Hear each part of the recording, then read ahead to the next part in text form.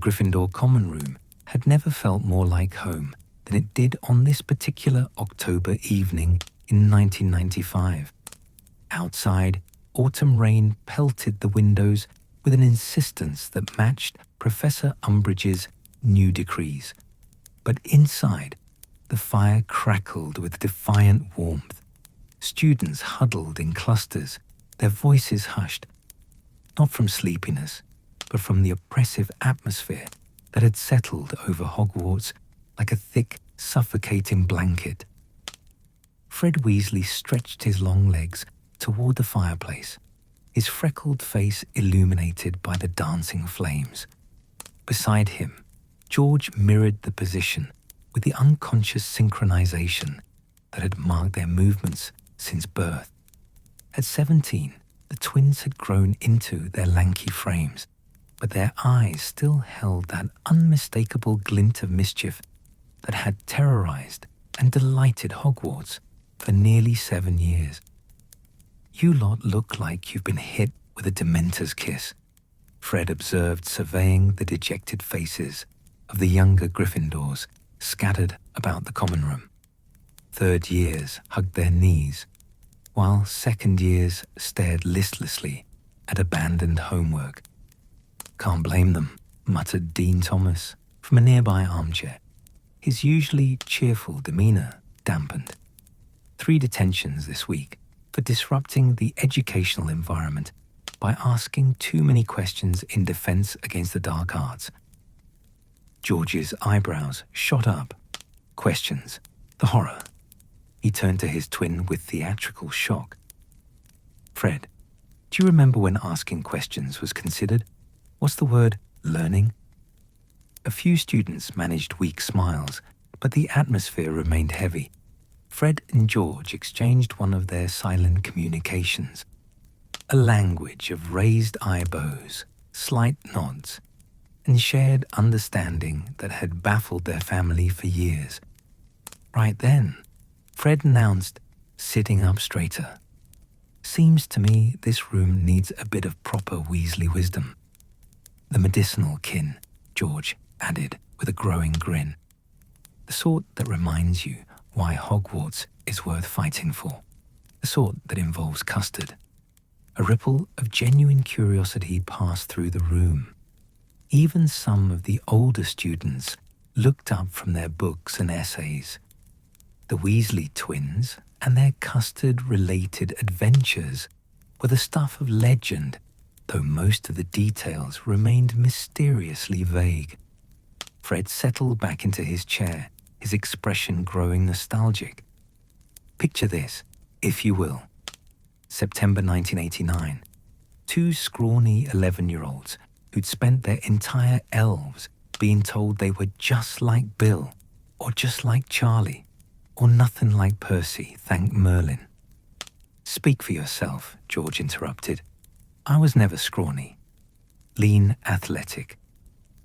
Gracefully slender. You are a beanpole with ears like a house elf," says the boy who walked into 3 doors on his first day because he couldn't judge distances properly. The gentle bickering drew more smiles, and several students shifted closer. This was exactly what the twins had intended, the familiar rhythm of their banter already working its magic. "The point is," Fred continued, "we arrived at Hogwarts with grand dreams of pranking perfection only, to discover that pranking at magical school is significantly more complicated than pranking at home." George nodded sagely. At home, the worst that could happen was Mum finding out. Here you had to worry about Mum finding out, and Professor McGonagall's disapproving stare, and Filch's creative detention methods, and the portraits tattling. "Oh, the portraits." George shuddered dramatically. "We learned that lesson the hard way." "But I'm getting ahead of myself," Fred said, his voice taking on the warm storytelling cadence that had captivated countless evening audiences. "This particular tale begins in our second week at Hogwarts, when we discovered the castle's greatest weakness, its sweet tooth." George supplied, helpfully. The kitchens, you see, were a revelatio house elves who actually appreciated creativity in food presentation, ingredients that responded to magical suggestion, and, most importantly, a pantry that seemed to refill itself with whatever we happened to need most. Ginny, who had been curled up in a corner armchair, looked up with interest. "You found the kitchens in your second week?" "It took me until third year. Trade secret," Fred winked. "Though I will say it involved following the scent of fresh bread and listening for the sound of happy humming." "The house elves hum when they're content," George explained to the curious faces. "Sounds like a cross between a tea kettle and a lullaby. Quite soothing, actually." Fred stretched his arms above his head, clearly settling in for a proper story. Now the inspiration for our first great prank came from an unlikely source. Nearly headless, Nick himself. Nick squeaked a second year. "But he's so proper." But Sir Nicholas de Mimsey. "Porpington has lived in this castle for over 500 years, George said, with reverence. "He's witnessed more student mischief than any living person. And during our first week, he happened to mention, quite casually, that the most memorable pranks in Hogwarts history were the ones that brought the whole school together. Not to divide, but to unite," Fred quoted in a passable imitation of Nick's formal tones. "The finest jests are those which cause even rivals to share a laugh." "Wise words from a man who's been dead for centuries," George observed, though we didn't quite understand their full meaning until later. Fred's expression grew mischievous. "The plan began simply enough. We'd noticed that mealtimes at Hogwarts followed a very predictable pattern. Students sat with their houses, teachers maintained their dignified composure, and everyone pretended that the floating candles and moving portraits were perfectly normal." "Perfectly normal," George snorted, as if anything about magical school could be considered normal. But that was precisely the problem. Everyone had gotten too comfortable with the magic. It had become routine, expected. Where was the wonder, the surprise? A few of the older students were nodding now, beginning to understand where this was heading. "So we decided," Fred continued, "that breakfast needed a bit of enhancement. The custard pies were George's idea, originally." George flushed slightly, but looked pleased. "I'd been thinking about Mum's treacle tart and how it always seemed to know exactly how hungry you were, cutting itself into precisely the right size portion. And then I wondered, what if dessert could be a bit more interactive?" "Interactive," Fred repeated with a grin. "That's one word for it." We spent 2 weeks in the kitchens, working with a house elf named Binky. Lovely creature, very patient with experimental baking, learning the basics of food enchantment. The first attempts were disasters, George admitted cheerfully. Pies that exploded on contact, custard that turned everything blue pastry that sang opera when you tried to eat it. The opera pastry wasn't entirely unsuccessful, Fred mused, but perhaps a bit much for breakfast. The breakthrough came when we realized we were thinking about it backwards. Instead of enchanting the pies to do something to people, we needed to enchant them to do something for people. George leaned forward, his eyes bright with the memory. The final version was brilliant, if I do say so myself. Custard pies that could sense when someone needed cheering up, and would present themselves, gently mind you, as a gift. Gently. Dean raised an eyebrow. Well, Fred hedged, relatively gently. The pies had excellent aim, but questionable timing. The morning of the great custard pie conspiracy. George continued. We arrived at breakfast early and placed our creations strategically around the great hall. 12 pies, total enchanted, to activate when the hall reached peak occupancy. Fred's expression grew dreamy. It was beautiful, really. The first pie launched itself, quite gracefully, from the Ravenclaw table toward a particularly sour-faced 7th year who'd been complaining loudly about the porridge. The expression on his face when he realized he was wearing custard. George chuckled, pure shock then. Well, everyone held their breath, waiting to see if he'd explode with rage. But then, and this is the crucial bit, he started laughing. Great, bellowing laughs that echoed off the enchanted ceiling. And suddenly, the second pie launched itself toward a Slytherin prefect who'd been glowering at the Hufflepuff table. The students listening were grinning no, caught up in the story. Within minutes, Fred continued. The entire hall was in chaos.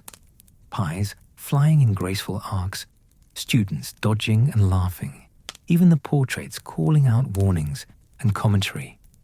Professor Flitwick got hit square in the chest and declared it excellent charm work, George added.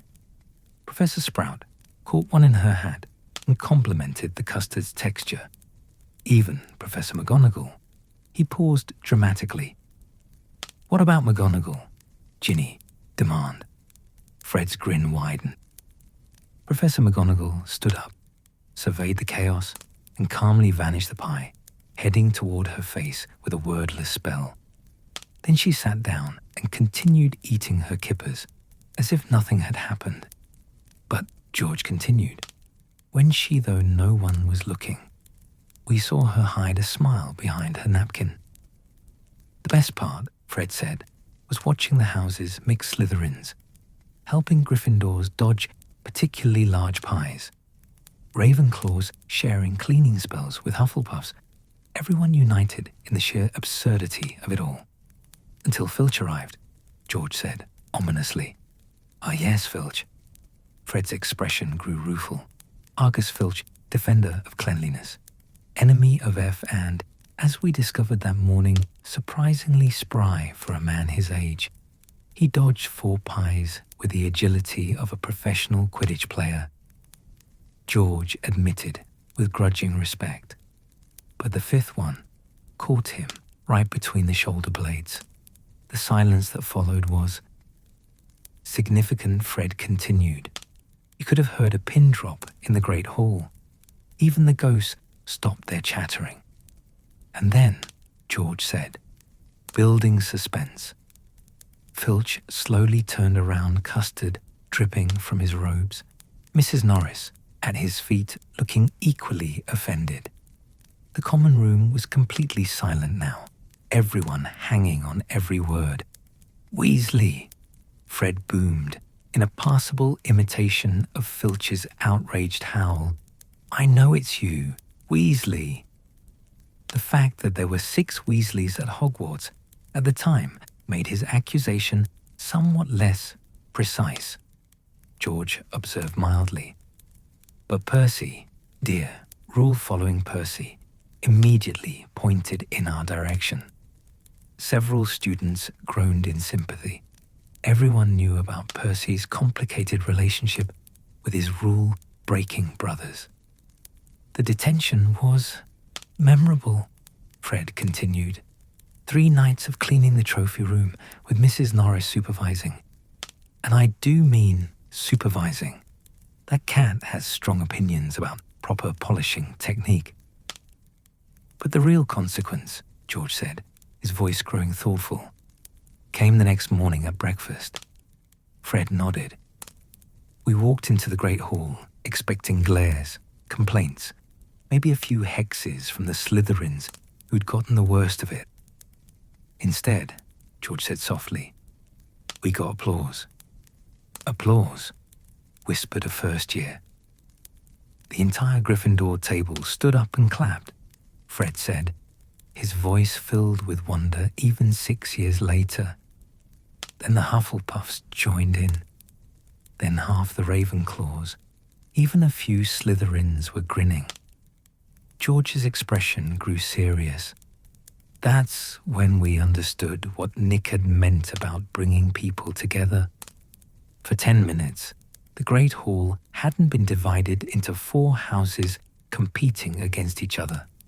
It had been one room full of students sharing something ridiculous and wonderful. And that, Fred concluded, was when we realized that mischief isn't about causing trouble. It's about creating moments when people forget to be anything other than happy. The common room was quiet for a long moment, the only sound the crackling of the fire. Then Ginny spoke up, her voice thoughtful. Is that why you keep pranking, even now? Even with everything that's happening? Fred and George exchanged one of their meaningful looks. When they turned back to the room, their expressions were more serious than their audience had ever seen them. Especially now, Fred said quietly, when the world tries to divide us, when authority figures try to crush our spirits, when darkness threatens to overwhelm the light, that's when laughter becomes revolutionary. That's when joy becomes an act of rebellion, George added. And that's when 12 custard pies flying through the Great Hall becomes something bigger than a prank, Fred finished. They become a reminder that magic, real magic, isn't just about spells and potions. It's about bringing people together. It's about finding light in dark times. It's about remembering that even in the most serious of places, there's always room for a bit of whimsy. George stretched and grinned at the room full of rapt faces. Besides, you should have seen Snape's face when he walked in 20 minutes late and found everyone covered in custard. Completely worth the detention. As laughter finally filled the common room, real, genuine laughter for the first time in weeks, Fred and George settled back into their chairs, satisfied. Outside, the rain continued to fall, and somewhere in the castle, Professor Umbridge was probably drafting another educational decree. But here, in this warm room, filled with friends and firelight, the spirit of Hogwarts lived on in every shared smile. Now then, Fred said, his eyes twinkling. Who wants to hear about the time we convinced the suits of armor to form a marching band? The chorus of eager voices that answered was music to their ears. The fire had burned lower since Fred's tale of custard-covered chaos cast in longer shadows across the Gryffindor common room. Several more students had drifted over during the telling, drawn by the sound of genuine laughter, a commodity that had become increasingly rare under Professor Umbridge's regime. Now, nearly 20 young Gryffindors sat in a loose circle around the twins, their faces hopeful in the flickering firelight. George stretched lazily, like a cat in a sunbeam, before sitting up with renewed energy. Right then, who's ready for the tale of our greatest architectural achievement? Architectural? Hermione Granger looked up from her arithmancy homework. Quill paused mid-calculation. Even she, it seemed, couldn't resist the pull of a good Weasley story. Oh yes, Fred nodded solemnly. We briefly considered careers as magical architects. You know, had quite the talent for creative construction. Until we discovered that most architectural projects don't typically involve pranking potential, George added with a grin. Dean Thomas leaned forward in his chair. Are you talking about the moving staircase? The one that supposedly led to a secret room but vanished whenever teachers tried to find it? The twins exchanged one of their significant looks, he kind that suggested they knew far more than they were letting on. Supposedly, Fred repeated, his tone carefully neutral. Vanished, George echoed, equally innocent. Ginny rolled her eyes. Oh, come off it, you two. Everyone knows you were behind that. The question is how you managed it without getting expelled. Expelled, Fred gasped, pressing a hand to his chest in mock offense. Ginny, dear sister, you wound us. We were merely exploring the castle's natural tendencies toward architectural creativity. With a little encouragement, George added helpfully. The second year who'd asked about nearly headless Nick earlier raised her hand tentatively. But how do you make a staircase that isn't really there? Isn't that really advanced magic? Fred's expression grew thoughtful, and for a moment, the mask of perpetual mischief slipped to reveal something more serious underneath. That, young Katie, is an excellent question, and the answer begins with understanding that Hogwarts itself is far more magical than most people realize. George nodded, settling into storytelling mode. This particular adventure took place during our second year, autumn of 1990. We'd been at Hogwarts for a full year by then, long enough to think we understood how the castle worked. Which was our first mistake, Fred continued, because Hogwarts doesn't work the way you expect it to. It works the way it wants to, when it wants to, for reasons that make sense only to itself. We'd spent months mapping the moving staircases, George explained to his audience, timing their rotations, tracking their patterns, trying to find some logical system we could exploit for more efficient prank deployment. Several students chuckled at the phrase prank deployment, spoken with all the seriousness of a military operation. The breakthrough came during a particularly boring history of magic lesson, Fred continued. Professor Binns was droning on about goblin rebellions, again, and we were sitting near the window, watching the staircases shift and turn in the entrance hall below. George's eyes grew distant with memory. I was counting the rotation intervals when I noticed something odd. One of the staircases, the one that usually connected the second floor to the third, had been moving in an unusual pattern for 3 days straight. Unusual how? Hermione asked, her academic curiosity clearly overriding her disapproval of their activities.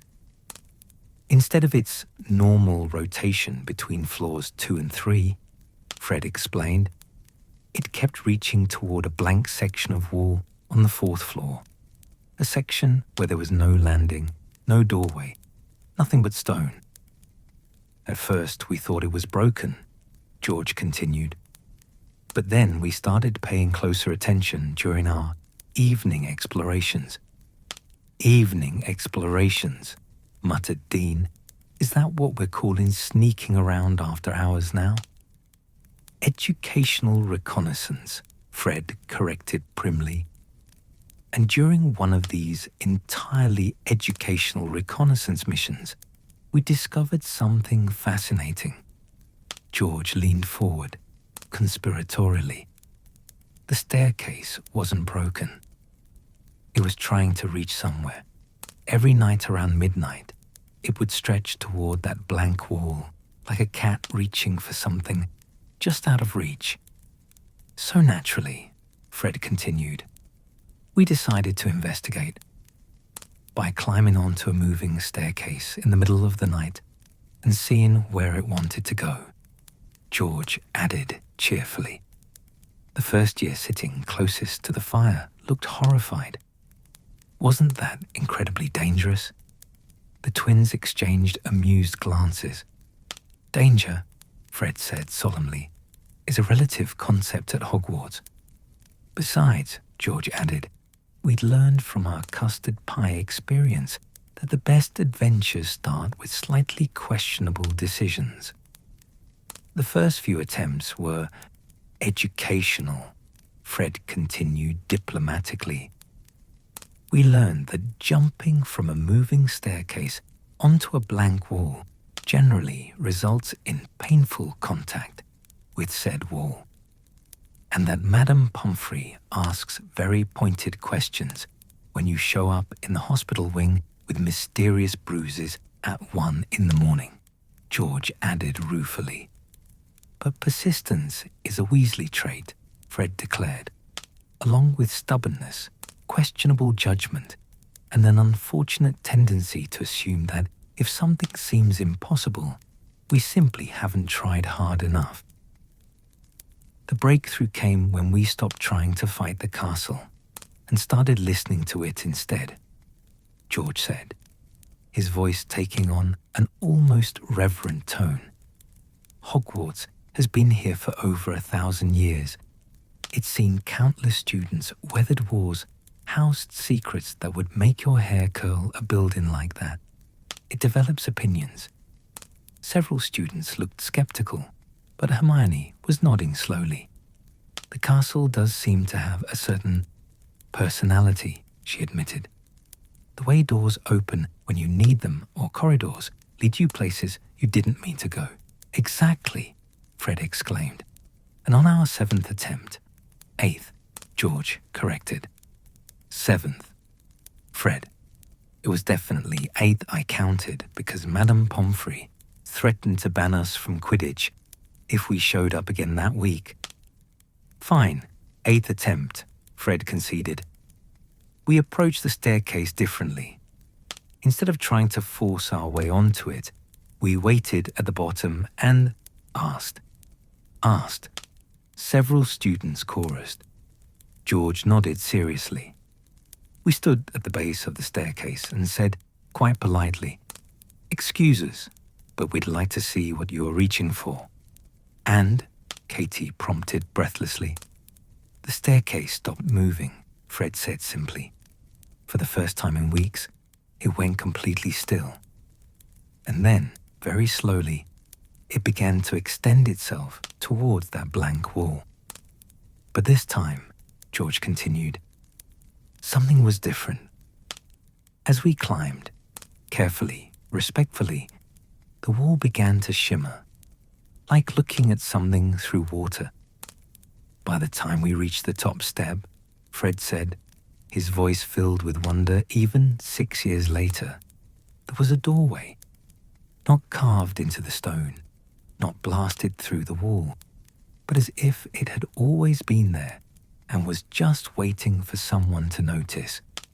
The common room was completely silent now, even the fire seeming to burn more quietly, as if listening to the story. The room beyond, George said softly, was unlike anything we'd ever seen. It was circular, with windows that looked out over the grounds, filled with comfortable chairs and shelves of books that seemed to organize themselves as you watched. And in the center, Fred added, was a sign that simply read, "The Room of Hidden Things, for those who seek what they need most." Hermione's quill had stopped moving entirely. You found the Room of Requirement in your 2nd year. Not found, George corrected gently. We were invited. There's a difference. The room didn't just appear for us, Fred explained. It had been waiting. Hogwarts knew we needed somewhere to plan, to experiment, to be ourselves without worrying about detentions or disapproving looks. And it knew, George continued, that we were the sort of people who would respect what we'd been given. A 7th-year prefect who'd been listening from the corner spoke up. But what about the staircase? How did you make it disappear when the teachers came looking? Fred grinned. That's the beautiful part. We didn't make it disappear. We simply asked it to be selective about who it helped. The staircase had its own sense of humor, George explained. It would appear for students who genuinely needed the room, those who were homesick or struggling with classes or just needed somewhere quiet to think. But when Professor McGonagall came investigating reports of a mysterious additional staircase, Fred continued, it would politely decline to appear. Staircases, George observed sagely, are excellent judges of character. Dean was shaking his head in amazement. So you're saying that you convinced a piece of castle architecture to become your accomplice? Not convinced, Fred corrected. Befriended. There's a difference. We spent months in that room, George continued, his expression growing nostalgic. Planning pranks, yes, but also just being. It was the first place at Hogwarts that felt completely ours. The room changed based on what we needed, Fred explained. Some days it was a workshop filled with cauldrons and ingredients for experimental joke products. Other days it was a library with books on charms and transfiguration that weren't available in the regular collection. And sometimes, George said quietly, it was just a place with comfortable chairs and a warm fire where two 12-year-old boys could write letters home without admitting how much they missed their mum's cooking. The admission hung in the air for a moment, a rare glimpse of vulnerability from the twins, who seemed perpetually confident and carefree.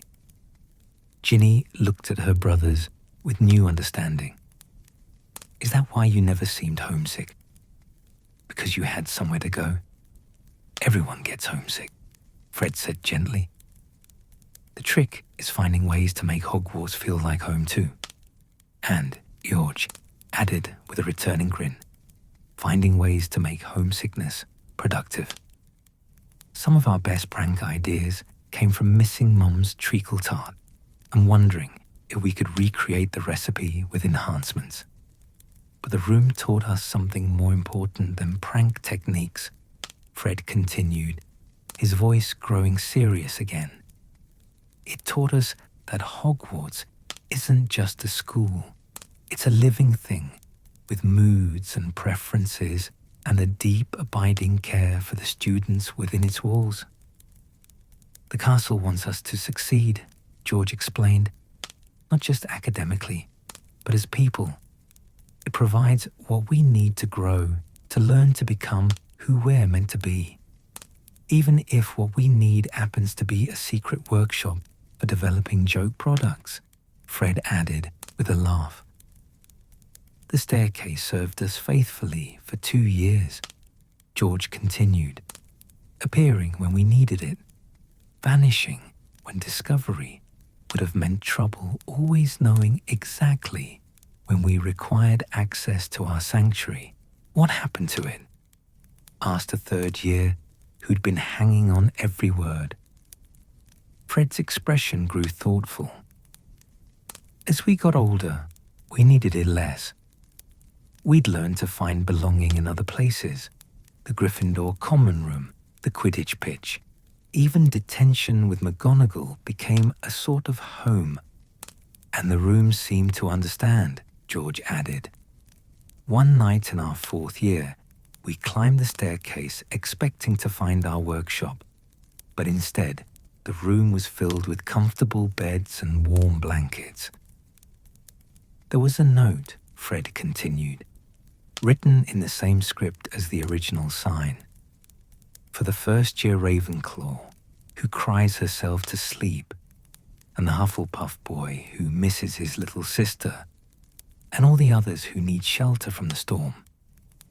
We never saw our specific room again, George said, but we'd learned something invaluable. Hogwarts takes care of its own, in ways both large and small.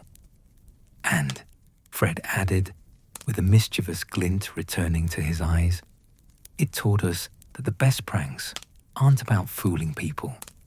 They're about creating magic that helps others discover something wonderful about themselves or their world. The staircase still appears sometimes, George said, addressing the room at large. Not for us. We've outgrown our need for secret rooms, but for others who need what we once needed.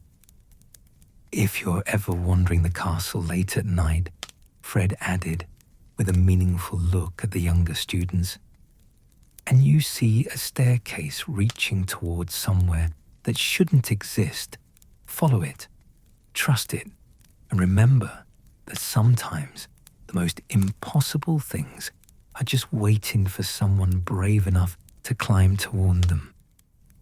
The fire had burned very low during the telling, casting the room in warm amber shadows. Several students were yawning, but none seemed eager to leave. "That's a lovely story," said Hermione softly. "But surely you can't expect us to believe that a castle actually—" She was interrupted by a soft rumbling sound, as if the very stones around them were shifting. Every head in the room turned toward the portrait hole, where the fat lady was looking distinctly puzzled. "How odd," she murmured, peering at something beyond her frame. "There seems to be a staircase outside that wasn't there a moment ago." The twins exchanged one of their significant looks, then turned to grin at their audience. "Sometimes," Fred said solemnly, "Hogwarts likes to prove a point. And sometimes," George added, "it just likes to remind us that we're home." As if in response, the portrait hole swung open without anyone speaking the password. Beyond it, a glimpse of stone steps could be seen ascending into darkness, leading towards something unknown, but somehow welcoming. "Now then," Fred said, rising and stretching. "Who wants to hear about the time we convinced the suits of armor to form a marching band?" But as the students settled in for another tale, several pairs of eyes kept drifting toward the portrait hole, where the impossible staircase waited patiently in the shadows, ready to take anyone brave enough to climb toward whatever they needed most. In the dying firelight, George caught Hermione's eye and winked. "Still think it's just a story?" he asked quietly. Hermione looked at the staircase, then at the twins, then back at the staircase. For once, she had no logical explanation to offer. Sometimes she was beginning to realize the most important truths couldn't be found in books. The common room had settled into a comfortable rhythm now, with students rearranging themselves into more comfortable positions as the evening wore on. Someone had conjured additional cushions, a seventh year's wand work judging by the quality, and a fifth year had discreetly refreshed the fire with a whispered incantation.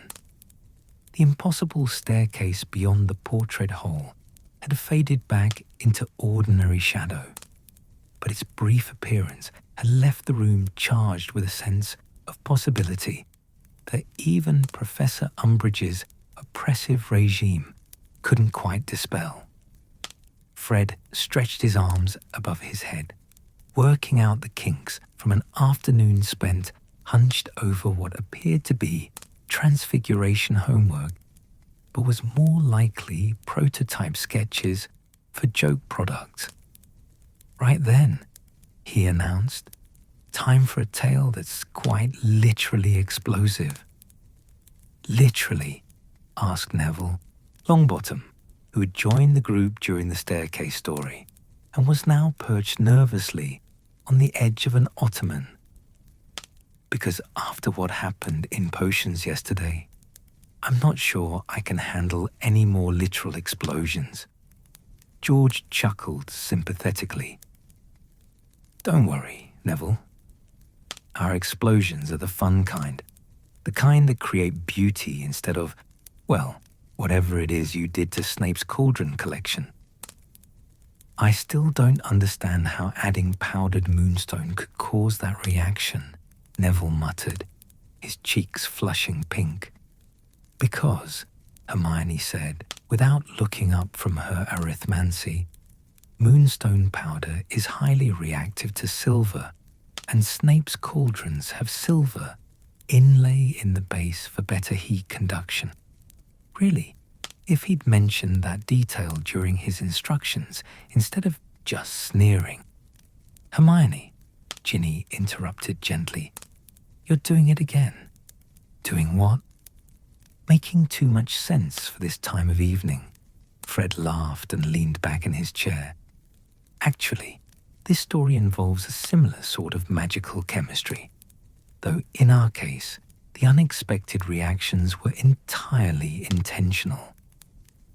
This tale, George began with the ceremonial gravity of a proper storyteller, takes place during the winter of our third year, February 1992, to be precise, a month that will live in Hogwarts infamy. Why February? Asked Katie Bell, who had curled up on a rug near the fire with several other second years. Because, Fred said dramatically, February at Hogwarts is the absolute worst month of the academic year. This pronouncement was met with various sounds of agreement from around the room. Even the first years, with only half a year's experience, were already nodding knowingly. October has the excitement of Halloween, George explained, ticking off months on his fingers. November has Quidditch season starting properly. December has Christmas approaching.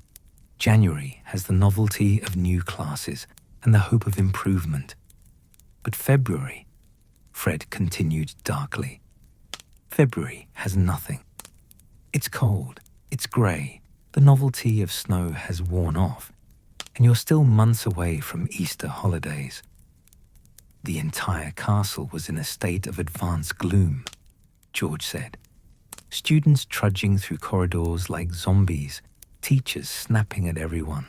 Even the ghosts seemed depressed. Nearly headless Nick was so morose he couldn't even manage his usual cheerful rattling, Fred added. Just sort of drooped through walls, looking dejected. Dean Thomas nodded emphatically. I remember that year. Even the food seemed bland. The house elves were probably depressed too. Exactly, George exclaimed. The entire magical ecosystem of Hogwarts was suffering from a severe case of collective seasonal depression. And, Fred continued, as the self-appointed guardians of Hogwarts morale. Self-appointed? Ginny interrupted with a snort. Absolutely self-appointed, George confirmed proudly. No one else was volunteering for the position, and it seemed like the sort of job that needed doing. As the self-appointed guardians of Hogwarts morale, Fred repeated firmly, we felt it was our duty to intervene. The solution, George said, his eyes beginning to twinkle with remembered mischief, came to us during a particularly dreary defense against the dark arts lesson. Several students groaned in sympathy. Professor Lockhart's teaching methods were already legendary, though not in the way he'd hoped. Lockhart was attempting to demonstrate proper dueling stance, Fred explained, which involved a lot of dramatic posing and very little actual magic. He just finished telling us, for the fourth time that lesson, about his encounter with the Bandon Banshee, George continued, when he conjured what he claimed were authentic magical sparkles to illustrate his story. They were pathetic, Fred said bluntly. Tiny little golden sparks that barely glowed and fizzled out almost immediately. Like dying fireflies, George agreed, and that's when we looked at each other and had the exact same thought. Which was? Prompted Hermione, who despite herself was becoming invested in the story.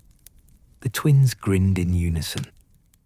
Hogwarts needed proper fireworks, not just any fireworks, Fred clarified. Magical fireworks. The kind that could turn a dreary February evening into something worthy of the most magnificent castle in Britain. But here's the thing about magical fireworks, George continued, settling into explanation mode. They're not just about pretty colours and loud noises. Done properly, they're a form of emotional magic. This caught Hermione's attention completely. Emotional magic. Think about it, Fred said, warming to the topic. What do fireworks make people feel? Wonder, excitement, joy, unity. When you see a brilliant firework display, you don't just watch it, you feel it. And if you could capture that feeling, George added, concentrate it, amplify it with magical enhancement, well, you could potentially cure an entire castle's worth of seasonal depression in one spectacular evening. The listening students were now completely absorbed, understanding for the first time that the twins' pranks weren't just random acts of mischief, but carefully planned magical operations. The theoretical framework was sound, Fred continued, but the practical application proved challenging.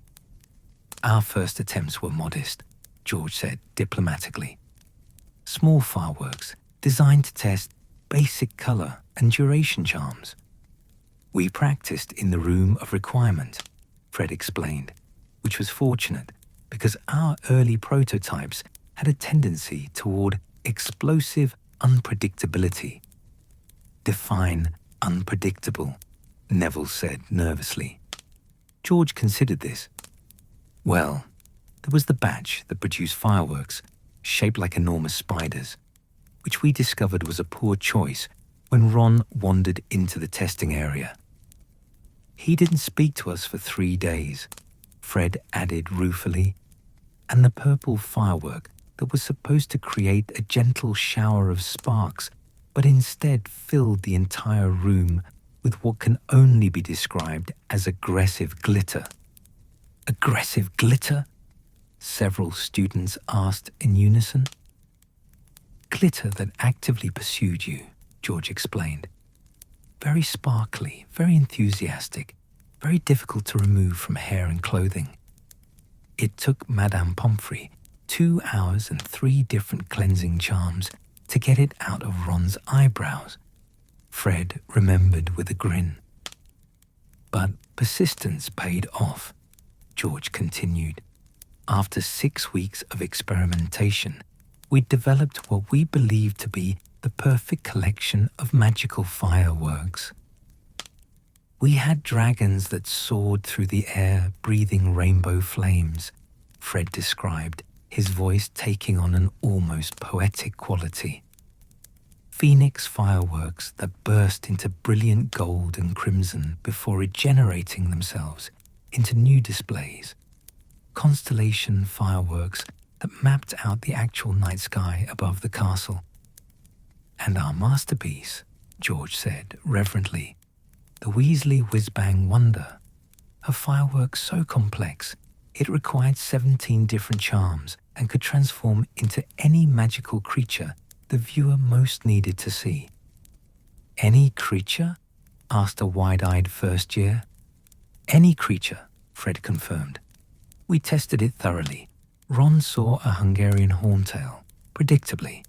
Ginny saw a unicorn foal. Percy saw...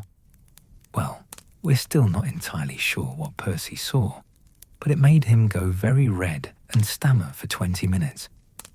The plan, George continued, was elegantly simple. We would sneak our fireworks into the Great Hall during the evening meal and activate them just as dinner was winding down, when spirits were traditionally at their lowest. The timing had to be perfect, Fred explained. Too early, and the teachers would have time to organize a proper response. Too late, and half the students would have already retreated to their dormitories.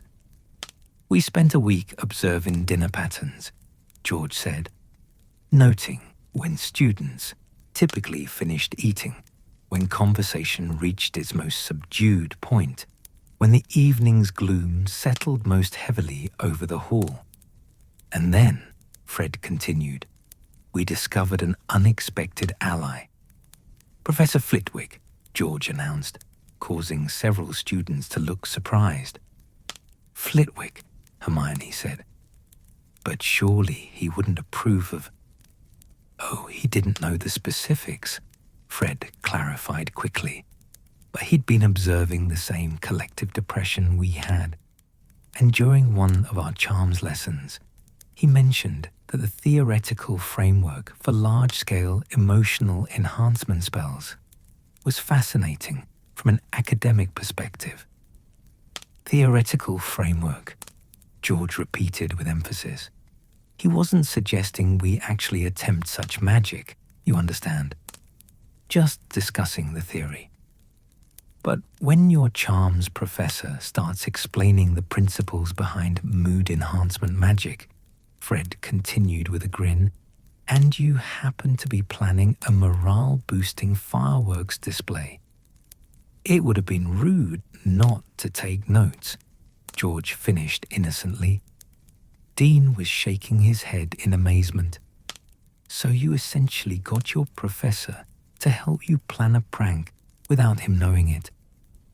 We prefer to think of it as receiving unofficial academic guidance, Fred said primly. The evening of our grand display, George continued. We arrived at dinner early and concealed our fireworks using disillusionment charms at strategic points around the Great Hall. 12 fireworks total, Fred specified, positioned to create maximum visual impact while minimizing the risk of singed eyebrows. We'd learned from the custard pie incident that safety considerations were important, George added, especially when dealing with magical combustibles in an enclosed space. The hall that evening was particularly gloomy, Fred remembered. February rain was drumming against the windows. The floating candles seemed dimmer than usual, and conversation had died to scattered murmurs. Even the ghosts looked dejected, George observed. The fat friar was floating near the Hufflepuff table with an expression of profound melancholy. It was perfect, Fred said, with satisfaction. Maximum gloom meant maximum impact for our intervention. We waited until dessert was nearly finished, George continued, then activated the first firework with a subtle ignition charm. The effect, Fred said, his voice growing dreamy with memory, was everything we'd hoped for and more. The first dragon erupted from behind the staff table, George described, a magnificent creature of silver and blue flames that soared the length of the hall before dissolving into a cascade of shimmering stars. The silence that followed lasted exactly 3 seconds, Fred continued. And then the second firework activated, a phoenix that rose from the Ravenclaw table in a pillar of gold and crimson fire, by the time the third and fourth fireworks joined the display. George said, the entire hall was looking up in wonder. Conversation stopped mid-sentence. Spoons froze halfway to mouths. Even Professor Snape was staring with undisguised fascination. The students listening were completely absorbed now, able to picture the scene unfolding in the familiar Great Hall.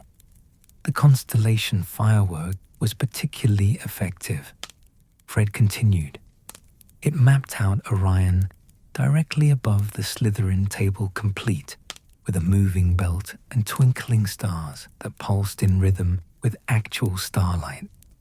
At the real magic, George said, softly, wasn't in the fireworks themselves.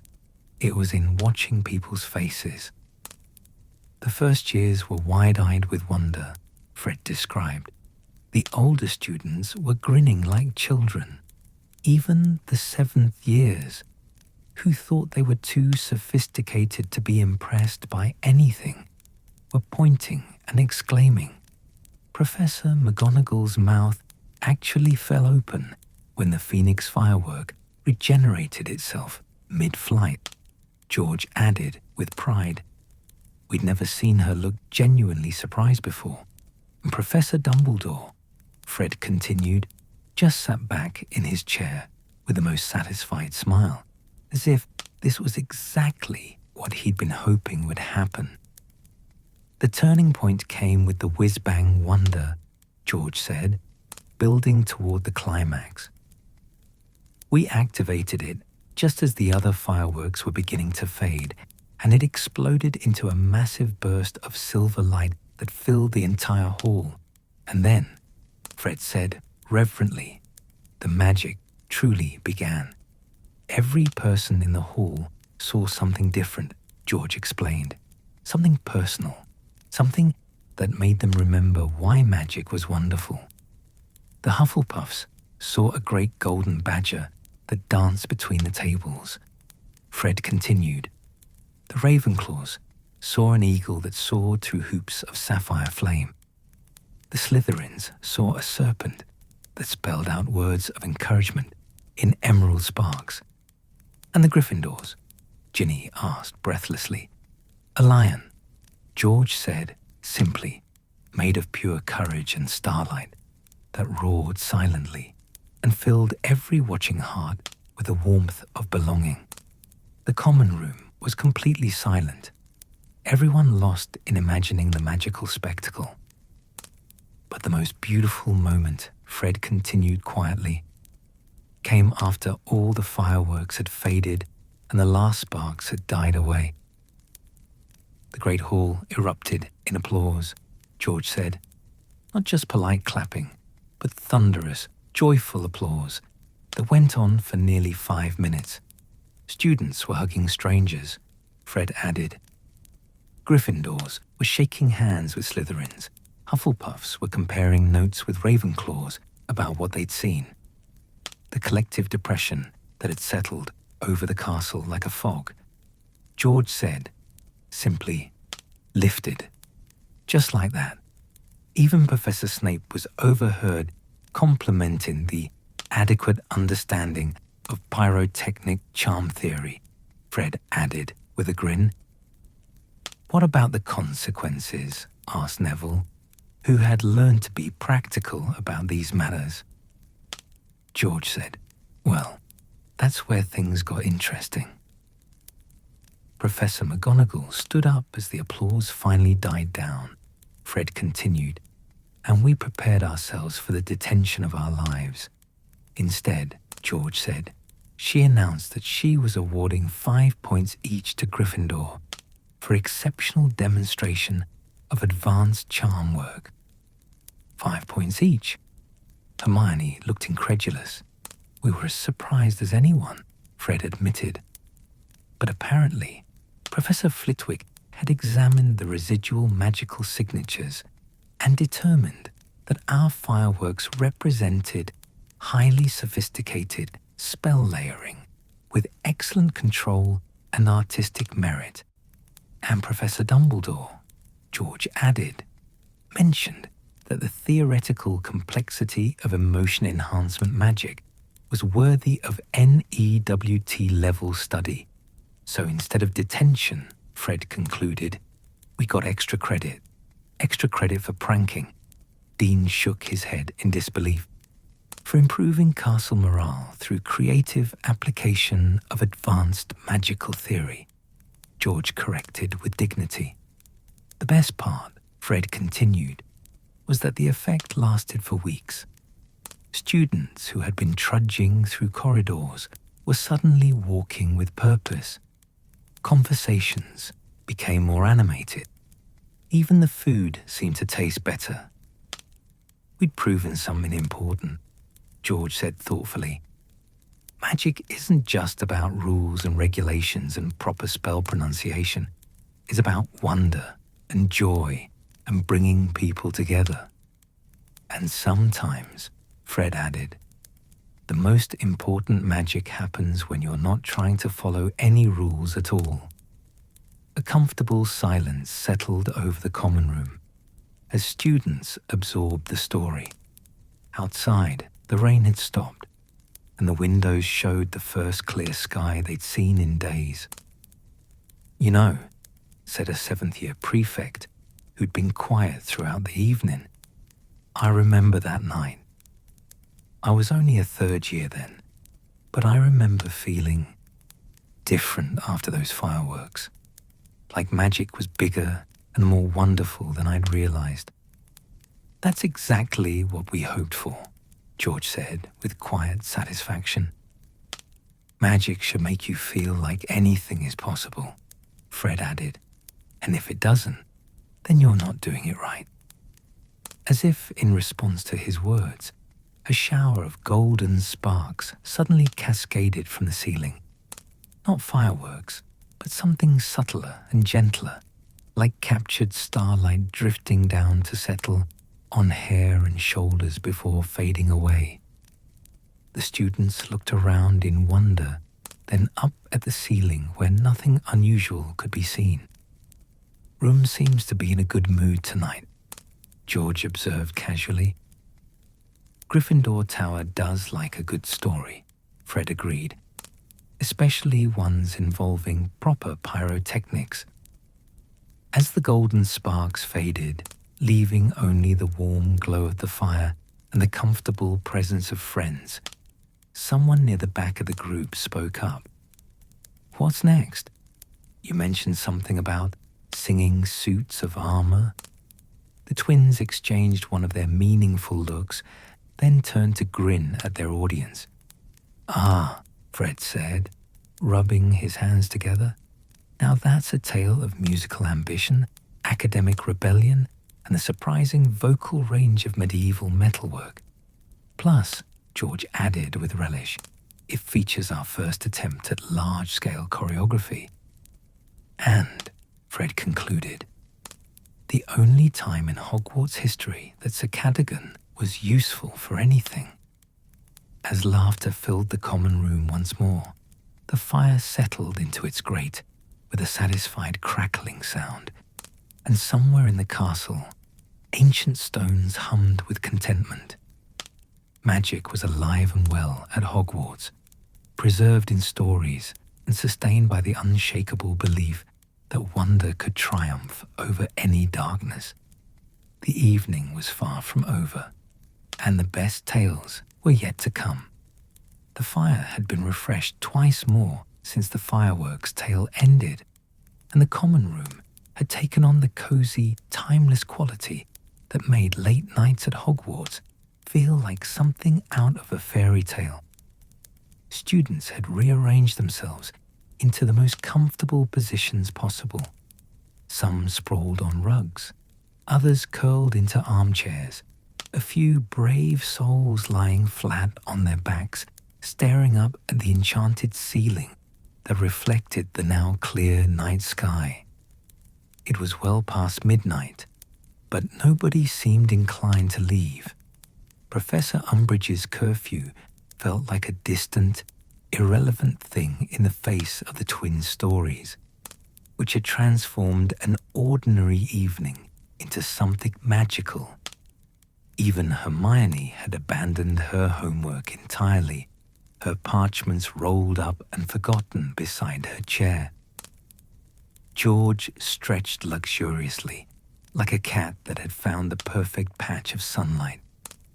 "Right then," he announced, "who's ready for a tale of musical ambition, academic rebellion, and the surprising discovery that medieval armor has excellent acoustics and questionable taste in repertoire?" Fred added with a grin. "This particular adventure," George continued, settling into the storytelling rhythm that had become as familiar as a lullaby, "takes place during our 4th year, spring of 1993, to be precise. OWL preparation year for the 5th years," Fred explained. which meant the entire castle was vibrating with academic tension. Literally vibrating, George clarified. Hermione's excessive note-taking was creating minor seismic disturbances in the library. Hermione threw a cushion at him, but she was smiling. I was not that bad. Hermione, Ginny said gently, you alphabetized your sock drawer by subject relevance. That was practical organization. By subject relevance, Fred repeated slowly. You had defense against the dark arts socks and transfiguration socks. Different colors help with memory association, Hermione mumbled, but her cheeks were pink. The point is, George continued diplomatically, the castle was wound tighter than a whomping willow in a thunderstorm. Fifth years were having nervous breakdowns in corridors. Teachers were snapping at everyone, and even the portraits were complaining about the noise levels.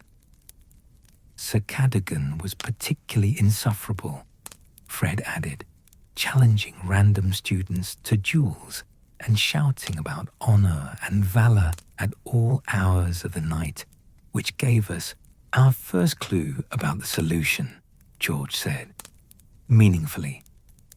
Dean Thomas, who had been drifting towards sleep, perked up with interest. Sir Cadogan was part of the solution. Inadvertently, Fred clarified. You see, one evening in late April, we were returning from a particularly productive session in the Room of Requirement. Productive meaning you'd blown something up again? Neville interrupted with long-suffering familiarity. Productive meaning we'd successfully developed a prototype for what would later become our whizzing worms, George corrected with dignity. Though there may have been some minor explosive incidents during the testing phase. The corridors were unusually quiet, Fred continued, because everyone was either studying frantically or hiding from the people studying frantically. And as we passed the corridor with Sir Cadogan's portrait, George said, we heard something extraordinary.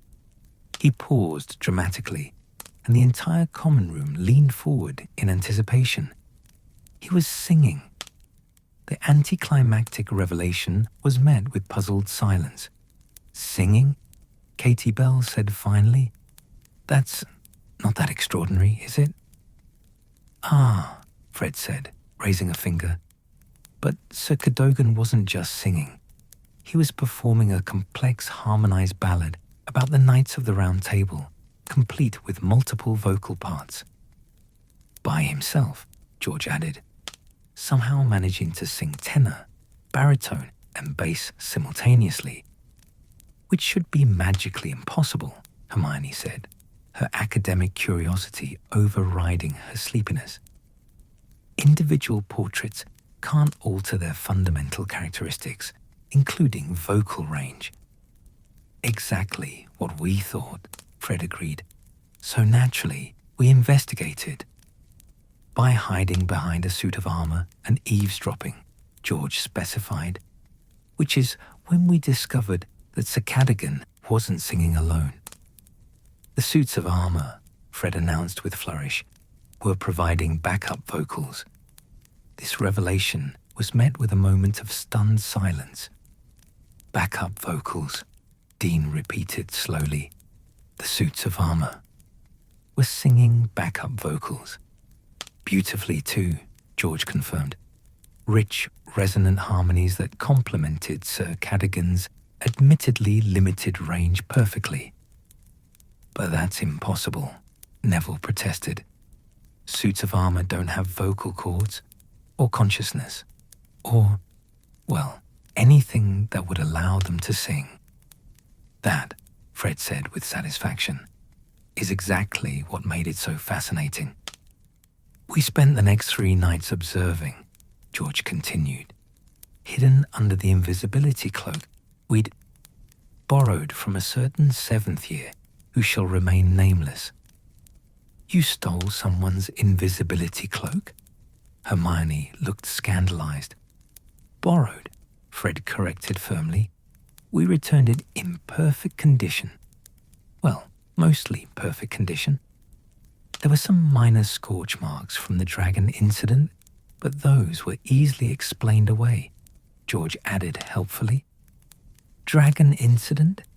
Several students chorused, but the twins waved the question away. Different story entirely. The point is, we discovered that the armor concerts were happening every night around 11 o'clock, and they were getting more sophisticated. By the end of the first week, Fred continued, they'd progressed from simple ballads to complex operatic pieces. Sir Cadogan would conduct while singing the lead, and the armor would provide everything from delicate accompaniment to thunderous choruses. It was actually quite beautiful, George admitted. Sir Cadogan might be insufferable during the day, but he has genuine musical talent. And the armor, Fred added, has surprisingly good rhythm. But how were they doing it? Asked a fifth-year prefect who had been listening intently. Magical theory doesn't support autonomous behavior in non-sentient objects. George's expression grew thoughtful. That's what we couldn't understand initially. But then we started paying attention to the emotional atmosphere in the castle. The stress levels were unprecedented, Fred explained. Students were so wound up that the very stones were absorbing ambient magical energy charged with anxiety and frustration. And that energy had to go somewhere, George continued. Magic doesn't just disappear, it transforms. The castle, Fred said slowly, as if working through the theory even as he spoke, was essentially using the suits of armor as a release valve for all that accumulated emotional energy.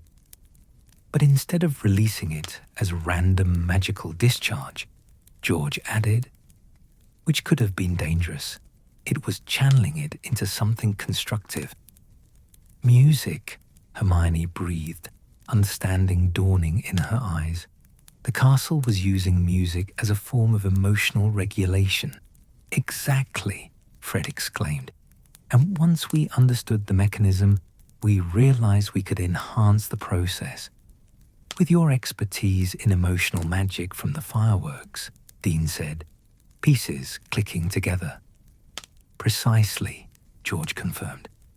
But this was more complex than the fireworks.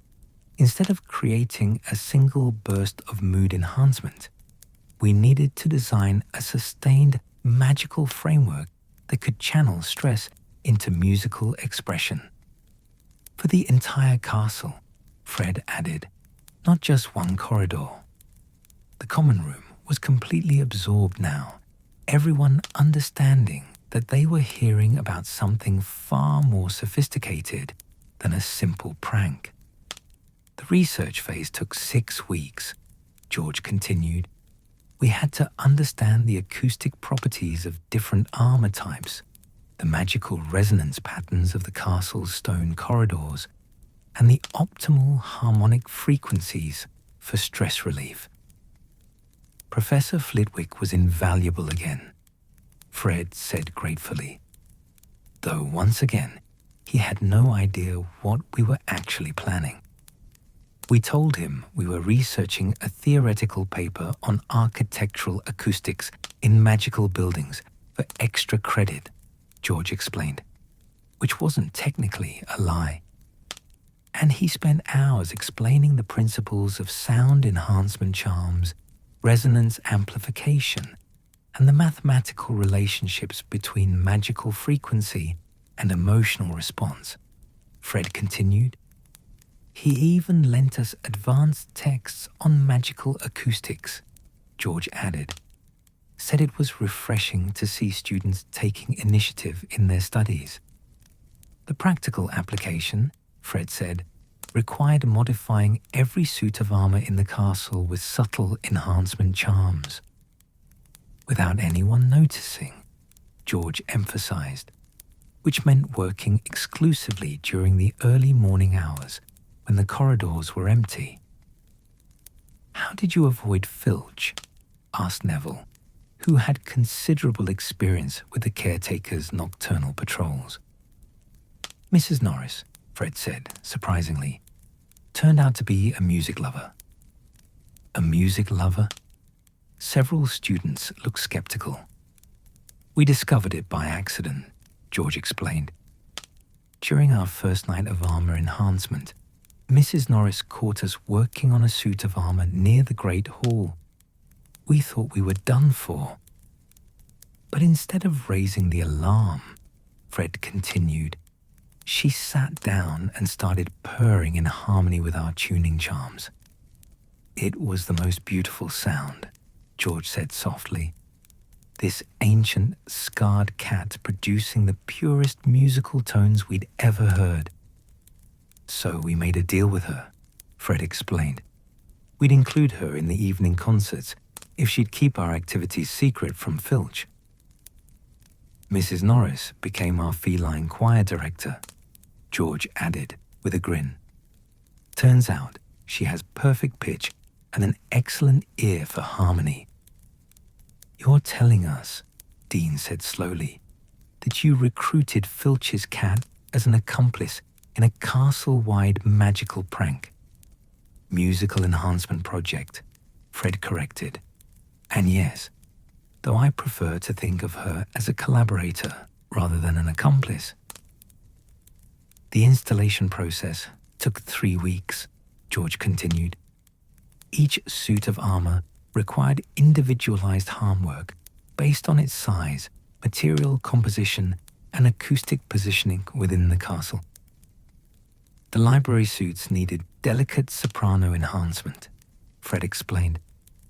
"The Great Hall armor required robust bass capabilities. The corridor pieces were tuned for middle harmonies, and each set had to be synchronized with its neighbors." George added, "so that musical passages could flow seamlessly from one area of the castle to another." "The complexity was staggering," Fred admitted. "By the time we finished, we'd essentially turned the entire castle into a massive musical instrument. With the suits of armor as the orchestra sections," George continued, "the corridors as acoustic chambers, and the emotional energy of the students as the power source. But the real stroke of genius," Fred said with pride, "was programming the system to respond to the castle's needs automatically." "Respond how?" Hermione asked, completely fascinated now. "If stress levels in a particular area got too high," George explained, "the nearby armor would spontaneously begin producing calming melodies.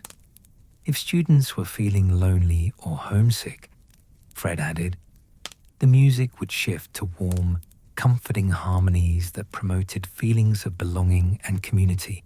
And if the castle detected genuine joy or celebration," George continued, "the entire system would join in with triumphant fanfares that amplified and shared the positive emotions. It was," Fred concluded, "a completely adaptive magical ecosystem designed to maintain optimal emotional balance throughout Hogwarts." The students listened in awed silence, beginning to understand the true scope of what the twins had accomplished. "The first full test," George said, "was scheduled for the evening before OWL exams began. Maximum stress conditions," Fred explained. "Fifth years on the verge of nervous breakdowns, professors tense with anticipation, the entire castle practically vibrating with anxiety.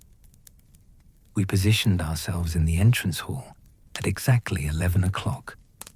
George continued and activated the master synchronization charm. The effect, Fred said reverently, was beyond anything we'd imagined. It started gently, George described, his voice taking on the dreamy quality that marked their most cherished memories. The armor near the library began with soft, soothing tones, just barely audible, like a distant lullaby. Then the great hall suits joined in.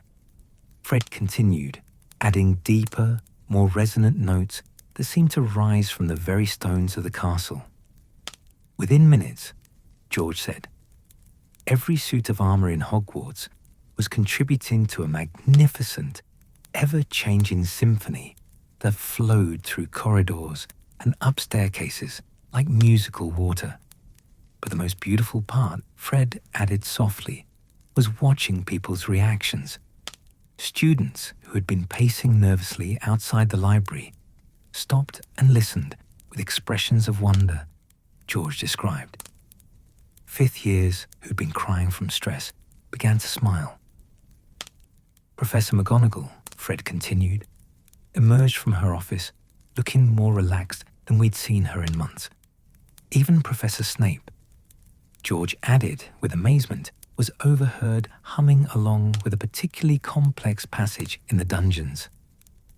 The music continued all night, Fred said. Different themes for different areas, always perfectly matched to what was needed most. Lullabies in the dormitories, George listed. Energetic marches in the corridors to help with morning motivation. Gentle waltzes in the common rooms to promote relaxation. And during the actual OWL exams, Fred continued. The system provided subtle background harmonies that enhanced concentration without being distracting. Test scores that year, George added with satisfaction, were the highest in Hogwarts history. What about Sir Cadogan? Asked Katie, remembering how the story had started. Fred grinned. Sir Cadogan became the unofficial conductor of the entire operation. He'd led evening concerts from his portrait. George explained, coordinating complex musical arrangements that involved every suit of armor in the castle. Students would gather in corridors just to listen, Fred added. It became a nightly tradition. Cadogan's concerts, they called them. Even the teachers started attending. George said. Professor Flitwick would analyze the charm work from a technical perspective. Professor McGonagall would offer suggestions for improving the Scottish folk song arrangements, and Professor Dumbledore would conduct along with his own mysterious gestures. What about discovery? Neville asked practically. Surely someone realized what you'd done? Oh, we were discovered almost immediately, Fred said cheerfully. Professor McGonagall figured it out within a week. She called us to her office. George continued, and we prepared for the detention of our lifetimes. Instead, Fred said, she asked for a technical explanation of the charm work involved. Apparently, George explained, the theoretical complexity of what we'd accomplished was equivalent to NEWT level charms mastery, with advanced applications in transfiguration and magical theory. She was so impressed, Fred added, that she recommended us for early admission to advanced charms classes. And Professor Dumbledore, George continued, declared the project a remarkable synthesis of practical magic and humanitarian service. Humanitarian service? Dean looked confused. The stress reduction benefits were measurable, Fred explained. Hospital wing visits for anxiety-related issues dropped by 60%. Academic performance improved across all houses. Even inter-house tensions decreased significantly. We'd accidentally created, George said, with wonder, the most effective student wellness program in Hogwarts history. Accidentally? Hermione raised an eyebrow. Well, Fred hedged, mostly accidentally. We knew it would help with stress, but we didn't realize the full scope of the psychological benefits. The system ran for the rest of the school year. George continued. Self-maintaining, self-adjusting, continuously adapting to the castle's emotional needs. And when we returned for 5th year, Fred added, we discovered that Dumbledore had made it permanent. Permanent, several students exclaimed. With some modifications for volume control, George clarified, and administrative oversight to prevent excessive musical enthusiasm during inappropriate times. Like exams, Fred explained. Turns out, triumphant fanfares during potions testing can be counterproductive. But the basic system is still there, George said, meaningfully. Every suit of armor in the castle, ready to provide musical support whenever the student body needs it most. You mean, said a 2nd year slowly, that when we hear random humming in the corridors, or when the armor seems to be making subtle musical sounds during stressful periods. That's our legacy, Fred confirmed with quiet pride. A permanent gift to Hogwarts, George added. Music to ease the difficult times and amplify the joyful ones. As if summoned by their words, a gentle humming began to emanate from the corridor outside the common room. Not the voices of students, but something deeper and more resonant. The sound of ancient metal singing lullabies to tired children. The effect was immediate and profound. Students who had been fighting sleep finally relaxed completely, stress lines smoothing from faces, shoulders dropping as tension flowed away. That's beautiful, whispered a 1st year, her voice drowsy with contentment. That's Hogwarts, Fred said softly, taking care of its own. The humming continued as students gradually began to drift off to their dormitories, some reluctantly, others with grateful yawns. The twins remained by the fire, watching their audience disperse with expressions of quiet satisfaction. You know, George said thoughtfully as the last student disappeared up the stairs. I think that might be our most successful project ever. Successful how? Fred asked, though he was smiling. It's still helping people, George explained. 6 years later, it's still making life at Hogwarts a little bit better for everyone. Fred nodded, staring into the dying fire. That's what magic should do, isn't it? Make things better. Make people happier. Create beauty where there wasn't any before. Even when it means spending 3 weeks crawling around castle corridors at 3 a.m, installing harmony charms on medieval armor. George agreed with a laugh. Especially then, Fred corrected. The best magic always requires a bit of crawling around in the dark. As the fire settled into glowing embers and the castle's lullabies filled the empty corridors, the twins finally made their way to their dormitory, leaving behind another evening of stories and another reminder that magic, real magic, lived not just in spells and potions, but in the connections between people and the joy they chose to create together. Outside their window, a suit of armor in the courtyard below was humming a gentle melody to the stars, and all was well with the world. The Gryffindor common room had taken on an almost sacred quality in the early hours of morning.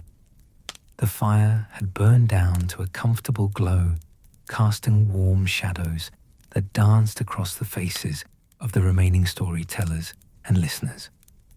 Most students had reluctantly departed for their dormitories after the singing armor tale, but a dedicated core remained. Those who understood that some nights were too magical to surrender to sleep.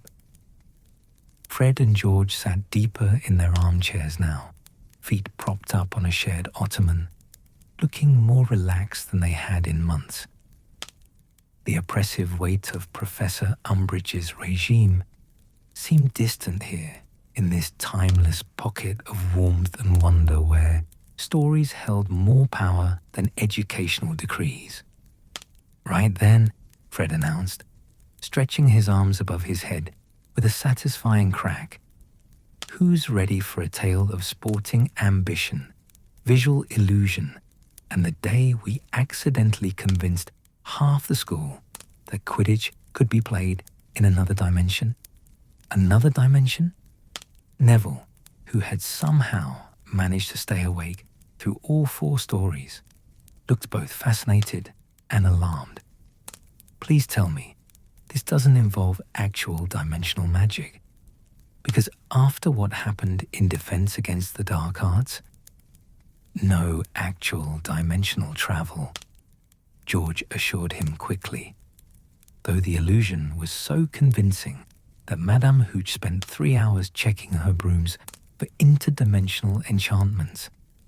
This particular adventure, Fred continued, settling into the storytelling cadence that had become as familiar as breathing, takes place during the autumn of our 5th year, October 1993, to be precise.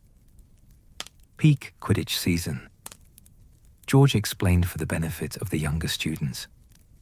The time of year when the entire school divides into rabid supporters of their house teams, and rational thought becomes temporarily unavailable. Ginny snorted from her position, curled up in an armchair. Temporarily?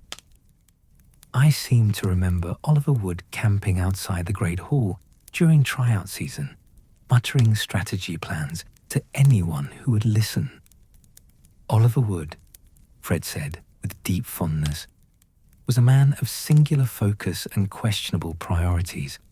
Questionable priorities, Dean protested. He led Gryffindor to 3 consecutive victories. He also tried to schedule Quidditch practice during a blizzard, George pointed out, and once suggested we forfeit Christmas dinner to review chaser formations. Fair point, Dean conceded. The inspiration for our greatest sporting prank, Fred continued, came from an unexpected source, Professor Lockhart's disastrous attempt at a dueling demonstration. Several students groaned in memory.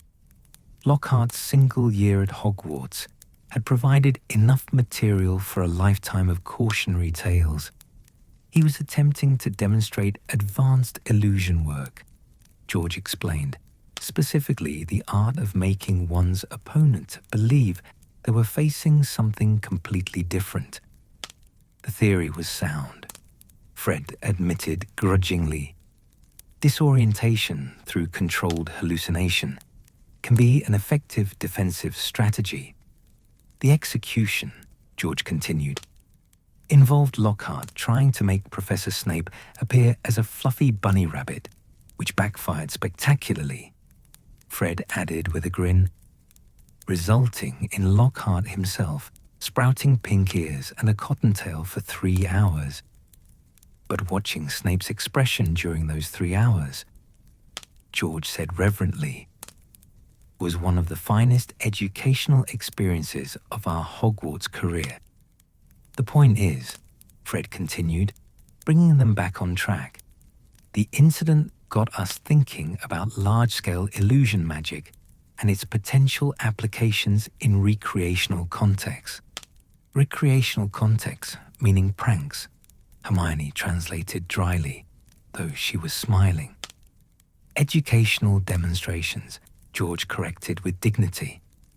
Specifically, we became interested in the theoretical possibility of creating environmental illusions complex enough to affect multiple people simultaneously.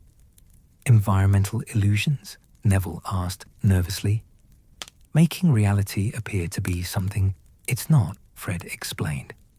Not just visual tricks, but complete sensory experiences that convince the observer they're somewhere, or somewhen, completely different. The technical challenges were significant, George continued, warming to the subject. Individual illusion charms are relatively straightforward, but creating a shared hallucination that multiple people can experience simultaneously requires understanding the intersection of charms, transfiguration, and what muggles would call psychology. Plus, Fred added, we needed to ensure the illusion was spectacular enough to be memorable, but safe enough that nobody actually got hurt. Safety first, George agreed solemnly.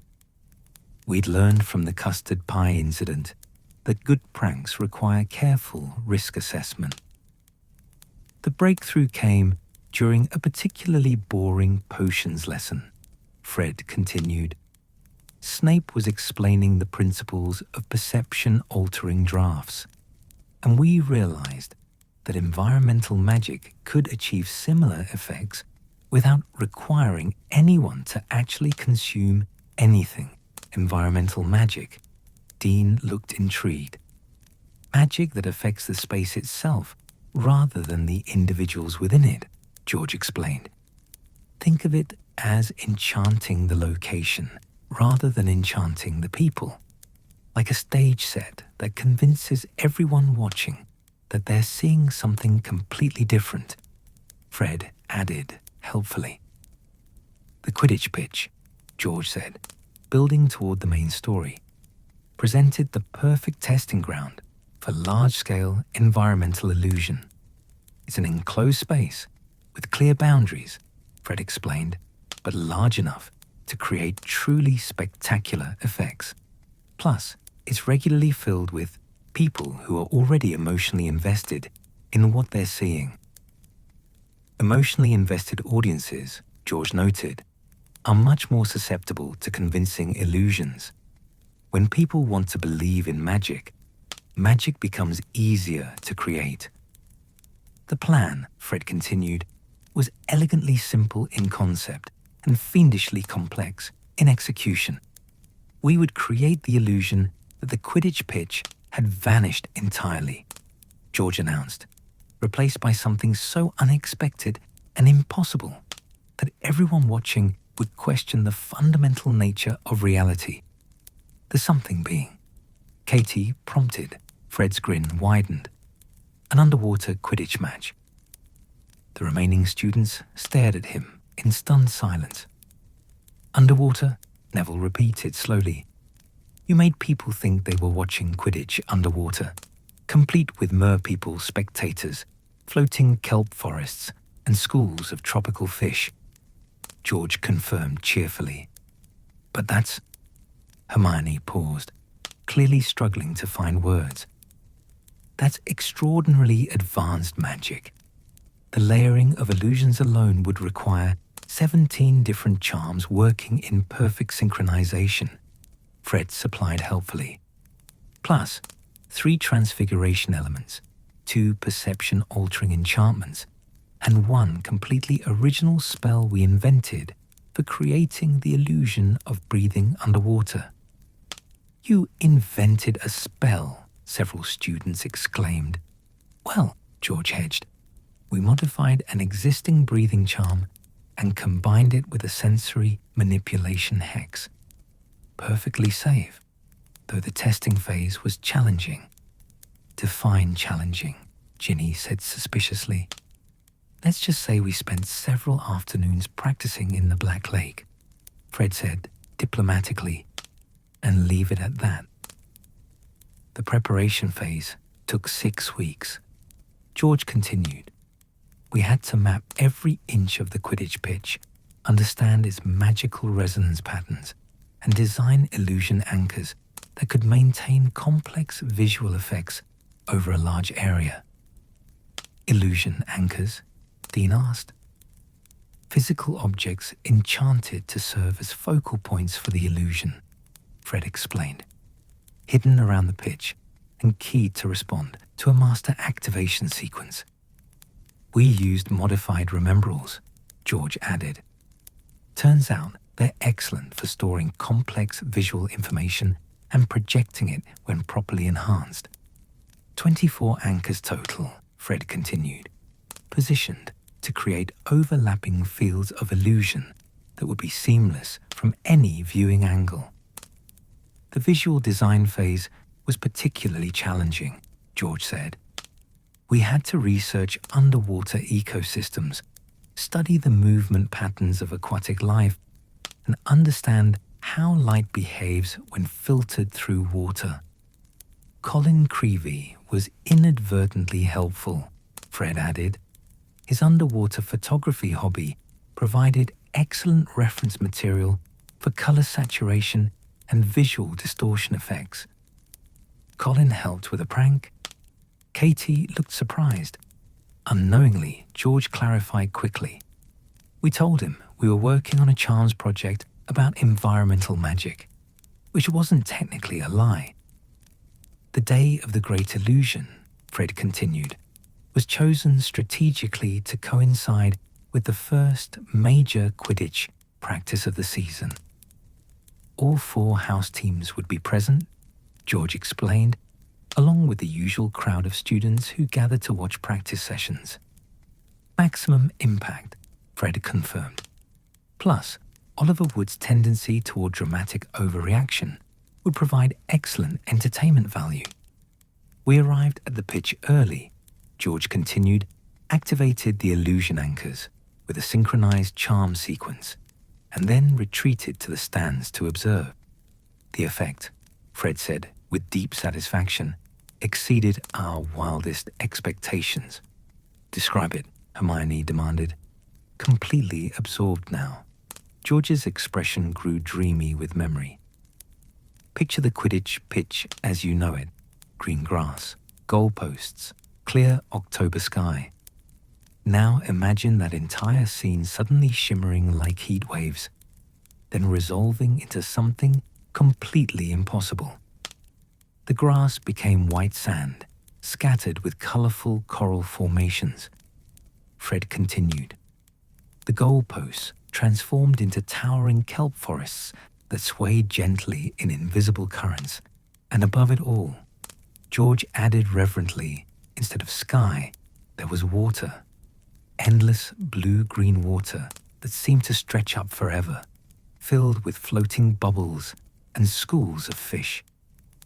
The players who were already in the air, Fred said, grinning at the memory, suddenly found themselves flying through what appeared to be an underwater wonderland. Their expressions, George chuckled, were absolutely priceless. Oliver Wood, Fred continued, stopped mid-flight and just hovered there with his mouth open, staring at a group of merpeople who appeared to be cheering from the coral formations. The merpeople were your addition? Neville asked, fascinated despite himself. One of our finest touches, George confirmed proudly. We'd studied mermish culture extensively and created realistic illusions of an entire underwater audience, complete with traditional mermish sporting commentary, Fred added. Though since none of us actually speak mermish, we had to improvise the dialogue. Improvise how, Dean wanted to know. Let's just say our mer people were very enthusiastic, but linguistically creative, George said diplomatically. The real masterstroke, Fred continued, was the way the illusion affected everyone's perception of breathing. Everyone watching felt like they were breathing underwater, George explained. Not actually breathing water, but experiencing the sensation of extracting oxygen from liquid rather than air, which should have been terrifying, Hermione observed, but somehow wasn't. Exactly, Fred exclaimed. The charm work included subtle emotional modulation to prevent panic. Instead of fear, people felt wonder and excitement, like being part of an incredible dream, George added. Impossible, but completely believable while you were experiencing it. The Quidditch practice itself, Fred continued, became something extraordinary. Players found they could perform maneuvers that would be impossible in normal air. Spiraling dives that looked like underwater ballet, George described. Formation flying that resembled schools of fish moving in perfect synchronization. Even the quaffles and bludgers behaved differently, Fred added. moving with the fluid grace of objects traveling through water, creating trailing streams of bubbles. How long did it last? Katie asked breathlessly. The full illusion ran for exactly 1 hour, George replied. Long enough for everyone to fully experience the impossible, but not so long that the magic became ordinary, and the end was as spectacular as the beginning. Fred continued. We'd programmed a gradual phase transition that made the underwater world slowly fade back to normal reality. Like surfacing from a deep dive, George explained. The water gradually became transparent. The merpeople waved goodbye, and the coral formations dissolved back into familiar grass and goalposts. The silence that followed, Fred said softly, lasted for nearly 5 minutes. 200 people, George added, standing in complete silence, trying to process what they'd just experienced. And then, Dean prompted. Oliver Wood, Fred said with a grin, broke the silence by shouting, Can we do that again? That was brilliant training for 3-dimensional movement. The listening students burst into laughter, the sound warm and genuine in the quiet common room. The reactions varied considerably, George continued once the laughter died down. The younger students were convinced they'd witnessed real magic, which technically they had. The older students suspected a prank, but couldn't figure out how it had been accomplished, Fred added. The theoretical complexity was beyond anything they'd seen before. And the teachers? Hermione asked. Professor McGonagall, George said with deep respect, examined the pitch for 3 hours with every detection charm she knew, trying to understand how we'd managed such complex illusion work. Professor Flitwick, Fred continued, declared it the most sophisticated demonstration of environmental charm integration he'd ever witnessed outside of professional theatrical magic. And Madame Hooch, George added with a chuckle, spent the rest of the day testing her brooms for interdimensional contamination. What about consequences? Neville asked practically.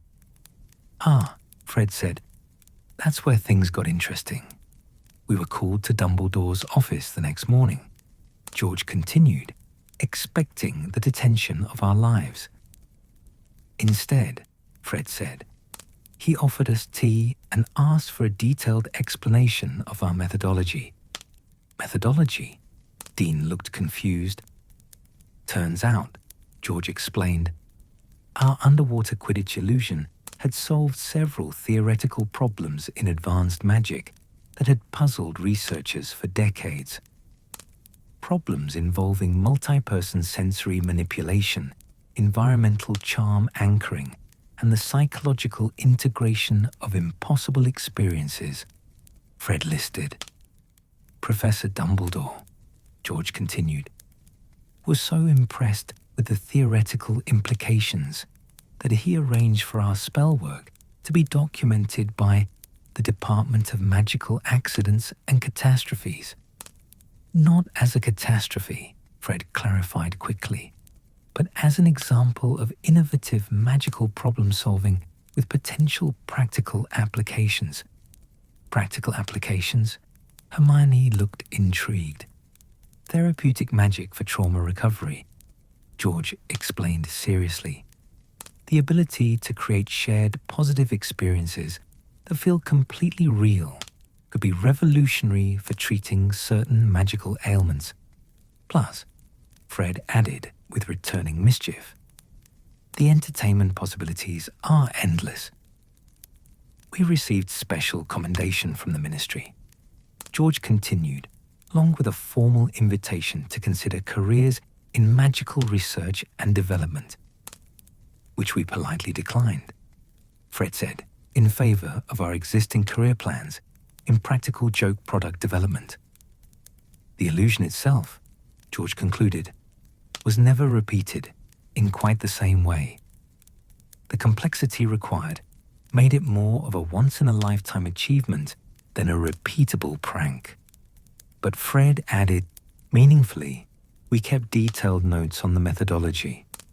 For future reference, George confirmed with a mysterious smile.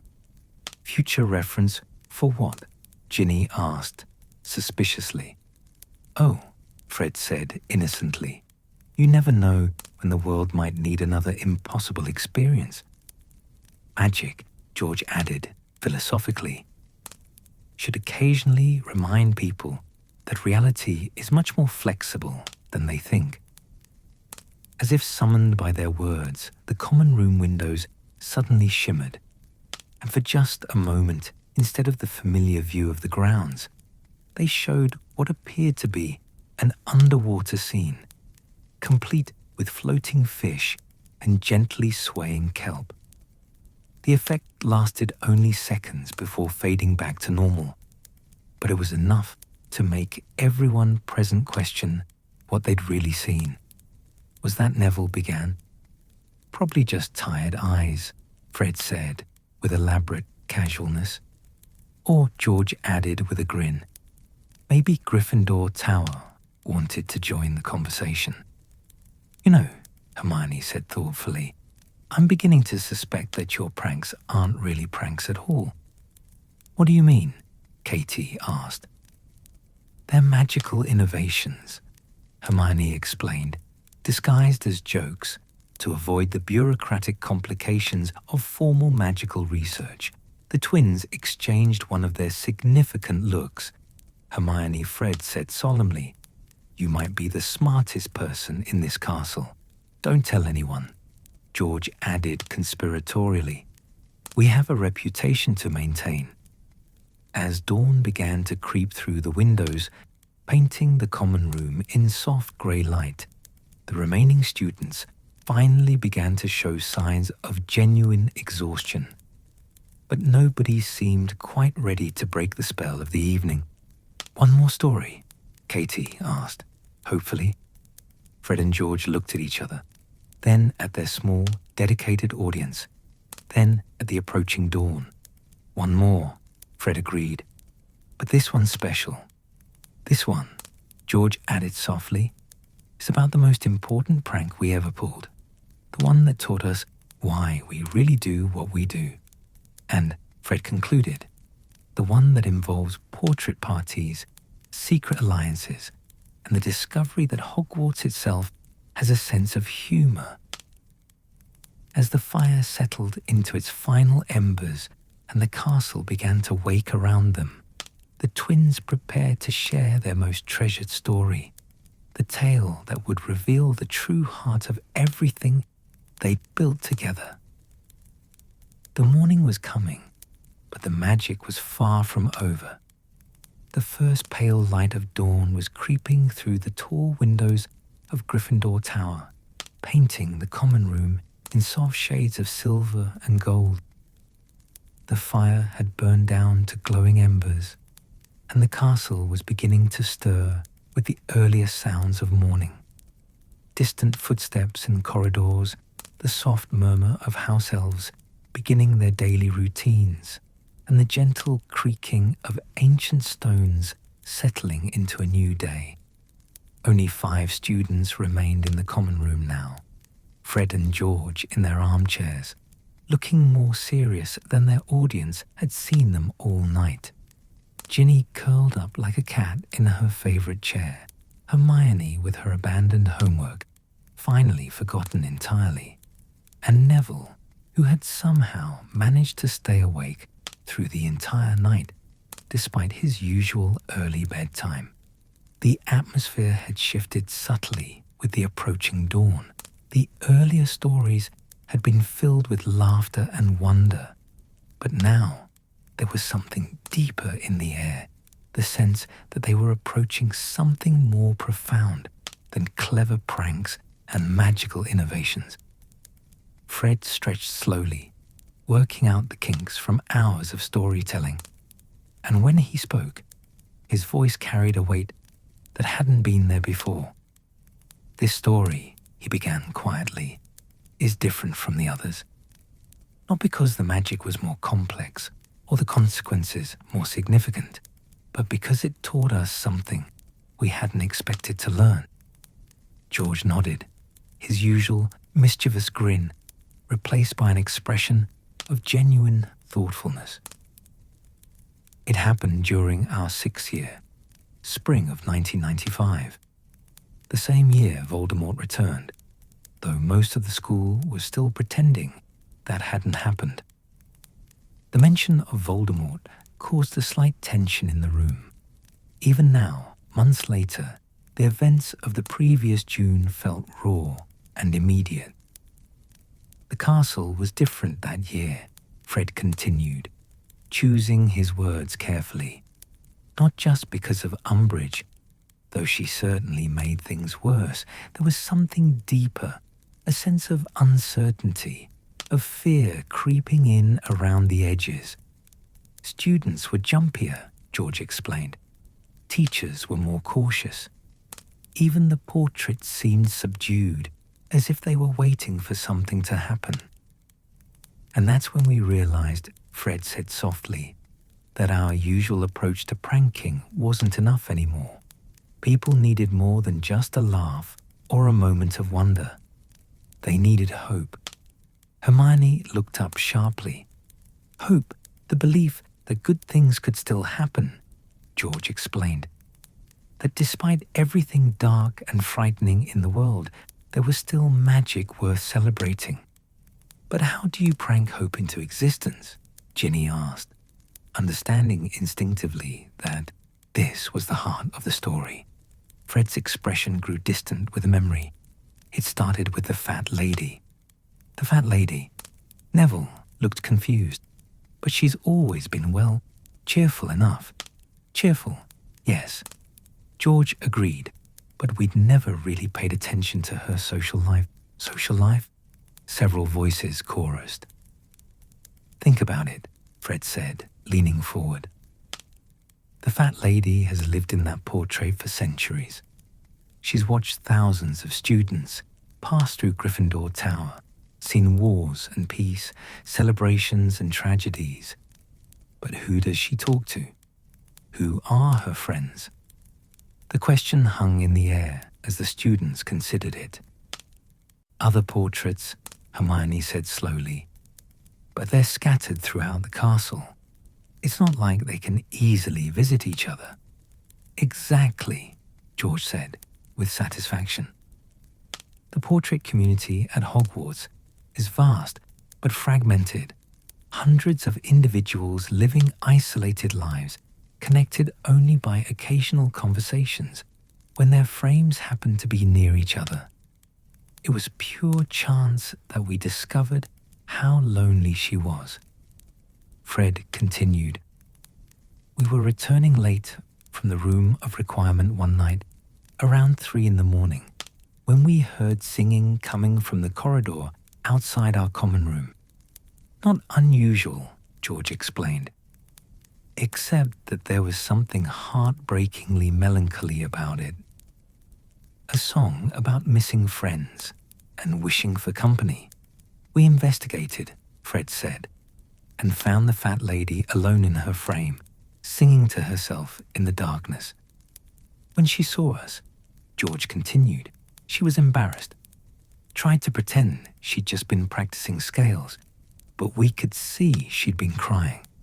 Portraits cry, Neville asked in amazement.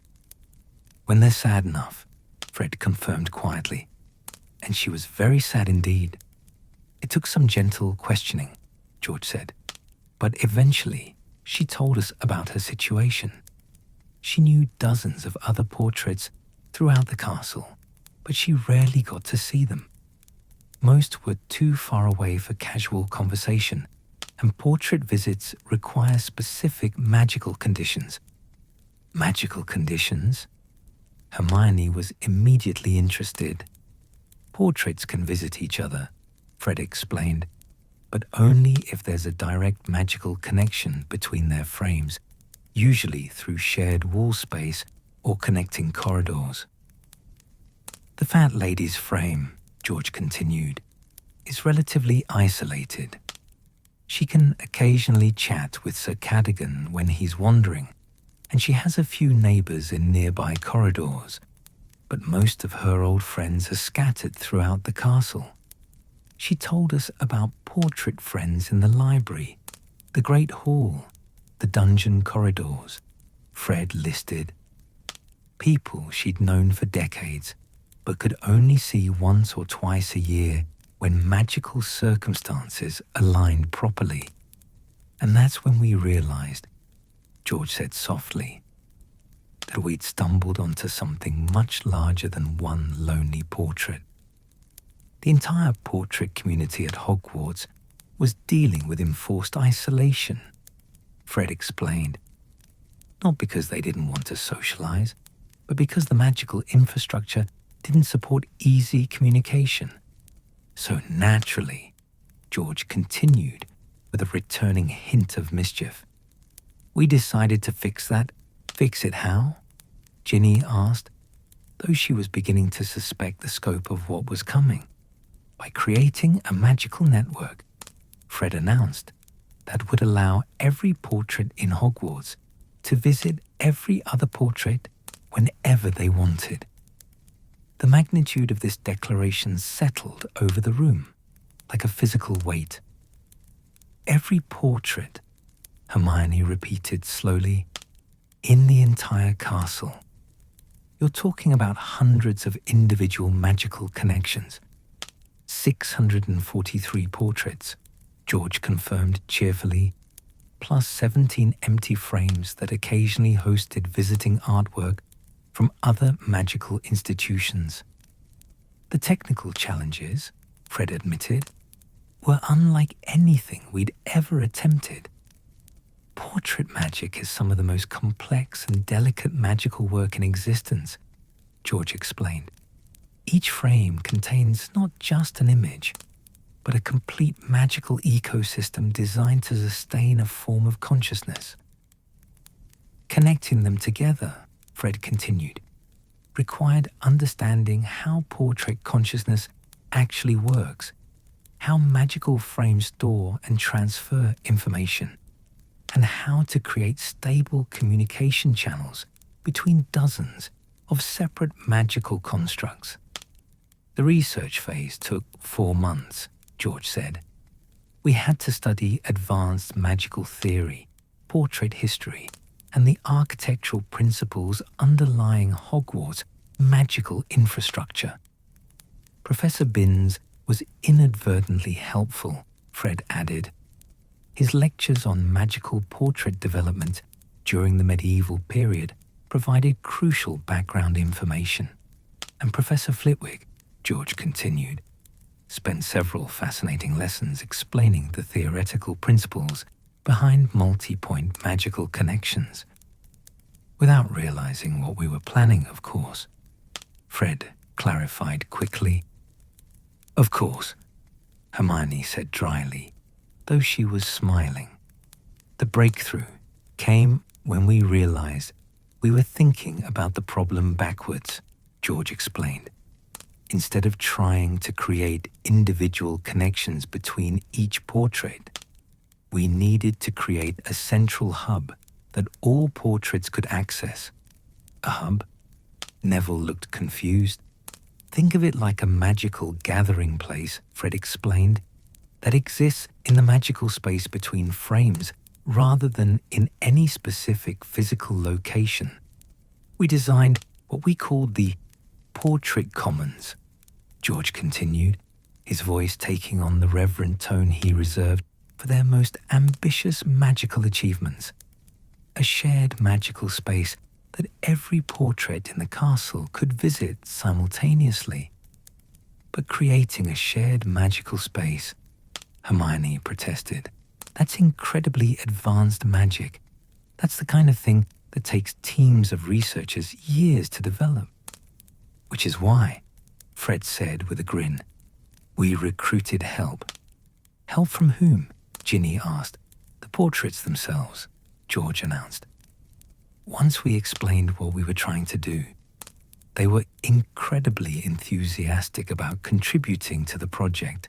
Sir Cadogan volunteered to test experimental connection spells, Fred listed, despite the risk of temporary magical displacement.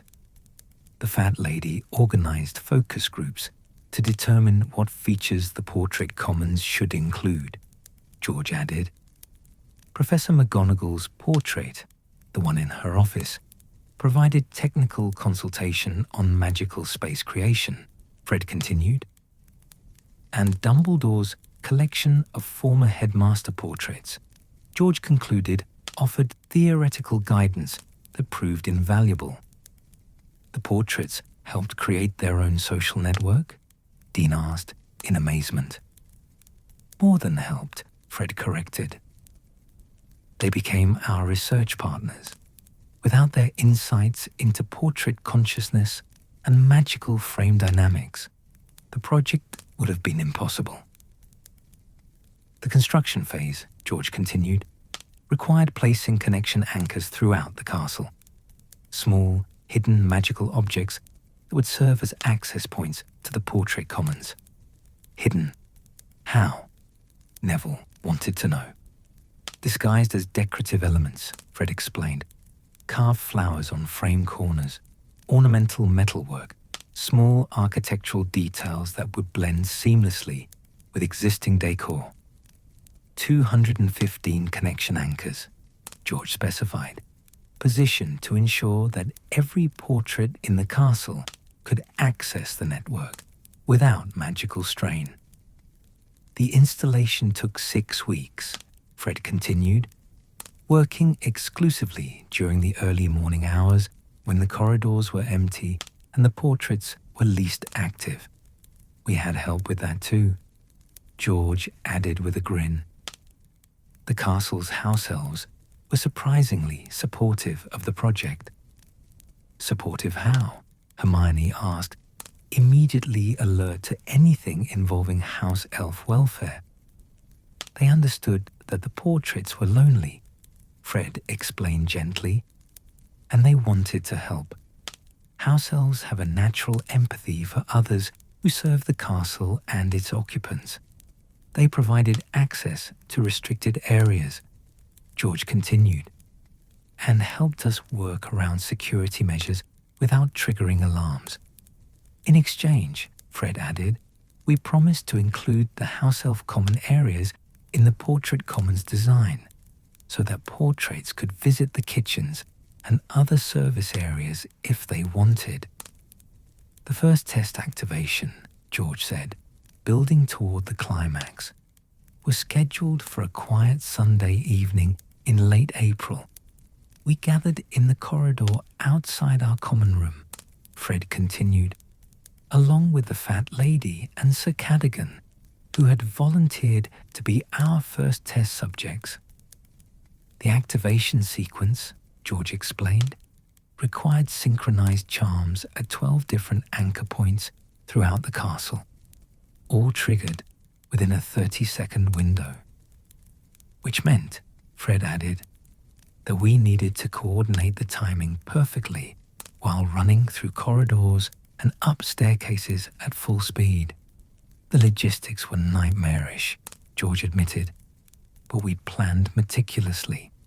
Each of us had a specific route, specific anchor points, and a time-synchronized magical alarm to ensure proper coordination. At exactly 9:30 p.m., Fred said reverently, we activated the network. The effect, George continued softly, was beyond anything we'd imagined. Describe it, Ginny demanded, completely absorbed. Fred's expression grew distant with wonder. Picture every portrait frame in the castle suddenly shimmering with silver light.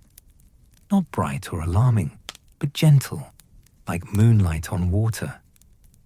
And then, George continued, the portraits began to move. Not leaving their frames, Fred clarified quickly, but suddenly able to step into a shared space that existed somehow behind all the frames simultaneously. The portrait commons materialized, George described, as a vast, elegant room with comfortable seating, soft lighting, and enough space for hundreds of portraits to gather comfortably. But the most beautiful part, Fred added, his voice filled with emotion, was watching the reunions. Portraits who hadn't seen each other in decades, George explained, suddenly finding themselves in the same space, able to talk and laugh and share stories, as if they were old friends meeting at a village pub. The fat lady, Fred said softly, burst into tears of joy when she saw her friend from the library, a portrait of a medieval scholar who specialized in magical creature studies.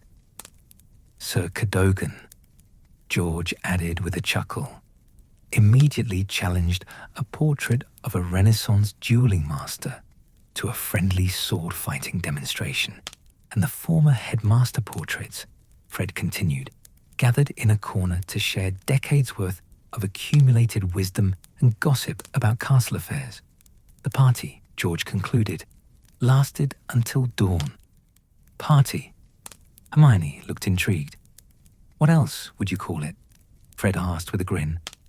600 portraits, finally able to socialize freely for the first time in centuries, celebrating with music, dancing, storytelling, and games. Portrait dancing? Neville asked, fascinated. Surprisingly graceful, George confirmed, though Sir Cadogan's attempts at traditional Scottish reels were energetic. The network ran perfectly, Fred continued, allowing portraits to come and go as they pleased, form conversation groups, organize activities, and generally enjoy the kind of social life they'd been denied for centuries. But the real success, George said meaningfully, wasn't measured in technical achievement. It was measured in happiness, Fred explained. For the first time since we'd started pranking at Hogwarts, we'd created something that brought pure, uncomplicated joy to others, without any element of surprise or mischief. The portraits were so grateful, George continued, that they insisted on finding ways to thank us. Thank you how? Ginny asked. By becoming our allies, Fred said with satisfaction. The portrait network didn't just create a social space. It created an information network. Information network? Dean looked confused. Portraits see everything that happens in their corridors, George explained. They overhear conversations, observe behavior patterns, notice details that humans miss. With 600 portraits suddenly able to communicate freely, Fred continued, we had access to the most comprehensive intelligence network in the castle, but we never used it for pranking, George clarified quickly. The portraits made it clear that the network was for positive purposes only. Instead, Fred explained, they used it to help students. Help how? Hermione asked. Lost first years would find portraits giving helpful directions, George listed. Students struggling with emotional problems would discover portraits offering gentle encouragement. Homesick children would find their corridor portraits telling comforting bedtime stories, Fred added, and students dealing with academic pressure would receive subtle hints about study techniques from scholarly portraits. The Portrait Commons, George continued, became a support network for the entire castle community. And during particularly difficult times, Fred said quietly, like when news of Voldemort's return began to spread, the portraits served as a source of historical perspective and emotional stability. They'd lived through dark times before, George explained. They could offer reassurance based on centuries of experience with crisis and recovery. The network is still active, Fred concluded, self-maintaining, self-regulating, and continuously adapting to the castle's needs. Every night, George added, the Portrait Commons fills with friends old and new, sharing stories, offering support, and proving that even magical artwork can build communities. But why is this your most important prank? Neville asked. It sounds wonderful, but it doesn't seem like a prank at all. Fred and George exchanged one of their significant looks, and when they turned back to their audience, their expressions were more serious than anyone had ever seen them, because it taught us what magic is really for, Fred said quietly. Not just to amaze or entertain or even to solve problems, George continued, but to create connections between people or portraits who need each other. The best magic, Fred explained, doesn't just change what people see or experience. It changes how they relate to each other.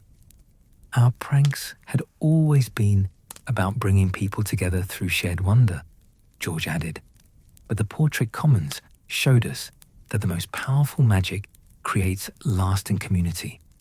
And community, Fred concluded, is what makes everything else possible: learning, growing, healing, hope. As if summoned by their words, the portrait hole suddenly opened, though no one had spoken the password. The fat lady peered out, her face glowing with warmth and affection. I heard familiar voices, she said fondly, and wanted to say good morning to my dear boys. Good morning, lady, Fred and George said in unison, their voices filled with genuine affection. The Commons were lovely last night, she continued. Sir Cadogan organized a poetry, recitation, and the scholarly portraits held a fascinating discussion about magical theory innovations. You should be proud of what you created. We're proud of what we all created together, George corrected gently. The fat lady beamed. Indeed, community is always a collaborative effort. She paused, studying the exhausted students. Now then, perhaps it's time these children got some sleep. The morning is beautiful, but rest is important too. Yes, Mum, Fred said with a grin. We were just finishing up. One more story, Ginny said quietly. You mentioned 7 stories, and that was only 6. Fred and George looked at each other, then at the approaching sunrise, then at their small, dedicated audience, the 7th story. Fred said slowly. Isn't about the past. It's about tomorrow, George added. And what happens when 2 troublemakers decide to leave their home to build something new? It's about, Fred continued, the most important prank we've ever planned. The one that will determine whether our legacy is just clever magic or something that actually changes the world. As the common room filled with golden morning light and the castle awakened around them, the twins prepared to share their final tale, not of past adventures, but of future dreams and the courage required to turn mischief into hope for everyone who needed it most. The night was ending, but the most important story was just beginning. The sun had risen fully now, painting the Gryffindor common room in shades of gold and amber that seemed to transform the familiar space into something timeless and sacred. The fire had long since died to cold ashes, but warmth still radiated from the circle of friends who had shared the night together, a warmth that had nothing to do with flames and everything to do with connection. Fred and George sat differently now, no longer the relaxed storytellers of the early evening, but something more complex and profound. There was a weight in their posture, a gravity that spoke of decisions made and paths chosen. The approaching end of their Hogwarts career hung in the air like an unspoken truth, giving every word and gesture additional significance. Only the core group remained. Ginny, who understood her brothers better than anyone. Hermione, whose brilliant mind had been captivated by the theoretical complexity of their magical innovations, Neville, whose loyalty had kept him awake through the entire night, and Dean, whose artistic sensibility had been moved by the beauty they created through mischief. This story, Fred began, his voice quieter than it had been all night, is different from all the others. Because it's not finished yet, George added, his usual mischievous grin replaced by an expression of determined hope. And because, Fred continued, it's not really about us at all. The statement hung in the morning air, pregnant with meaning that their audience couldn't quite grasp yet. It's about what happens, George explained slowly. When you realize that the thing you're best at, the thing that brings you the most joy, could actually make the world a better place, but only if you're brave enough to risk everything for it. Fred added softly. Ginny straightened in her chair, understanding beginning to dawn in her eyes. You're really leaving, aren't you? Not just talking about it, but actually leaving. The twins exchanged one of their meaningful looks, deeper now, weighted with shared knowledge and mutual resolve. We've already left, in all the ways that matter, George said gently. We made that decision weeks ago, the night Umbridge used that quill on Harry. The mention of the blood quill sent a visible shudder through the group. Everyone knew what had happened, though few spoke of it openly. That night, Fred continued, his voice hardening slightly, we realized that staying at Hogwarts under her regime wasn't just accepting an education we didn't want. It was becoming complicit in a system designed to crush exactly the kind of magic we believe in most. The kind that brings joy instead of fear, George explained. The kind that connects people instead of dividing them. The kind that says magic should make life more wonderful, not more controlled. So we started planning, Fred said. Not just our exit, but our legacy. Legacy? Dean asked, intrigued. What we leave behind, George clarified. What continues after we're gone. Our pranks have always been about more than just laughter, Fred continued, settling into the storytelling rhythm one final time. They've been about proving that magic can solve problems, bring communities together, and create hope in dark times. But individual pranks, no matter how spectacular, George added, are temporary. They create moments of wonder, but moments fade. We needed to create something permanent, Fred explained. Something that would keep working long after we graduated, or left in a blaze of glory, George said, with a hint of returning mischief. The inspiration, Fred continued, came from an unexpected source, Professor Umbridge herself. This statement was met with surprised silence. Umbridge?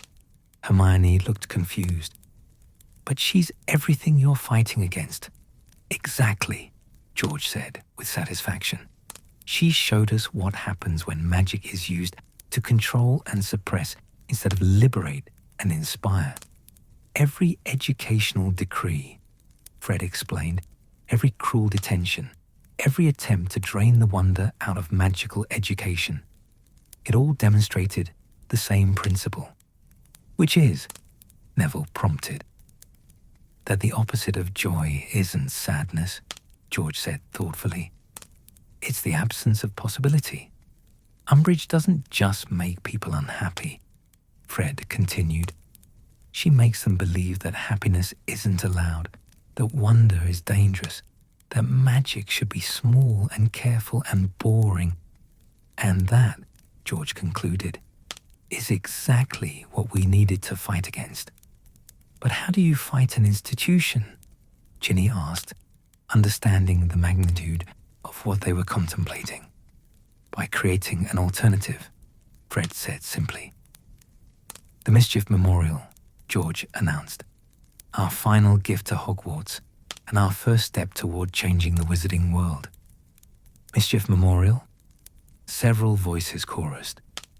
Fred's expression grew reverent. A permanent, magical installation in the Room of Requirement, designed to preserve and propagate the true spirit of Hogwarts long after individual students have graduated. But more than that, George continued, a training ground for future troublemakers who understand that mischief can be a force for good.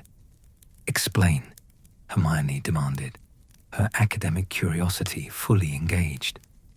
The Room of Requirement, Fred began, has always adapted to what people need most. But what if, instead of just providing what individuals require, it could actively teach skills that the wizarding world desperately needs? Skills like creative problem solving, George listed, innovative magical applications, community building, and the courage to challenge unjust authority. All disguised, Fred added with a grin, as an elaborate joke shop and prank development laboratory. The scope of their vision was beginning to become clear to their audience. You're not just leaving school, Dean said slowly. You're creating a school.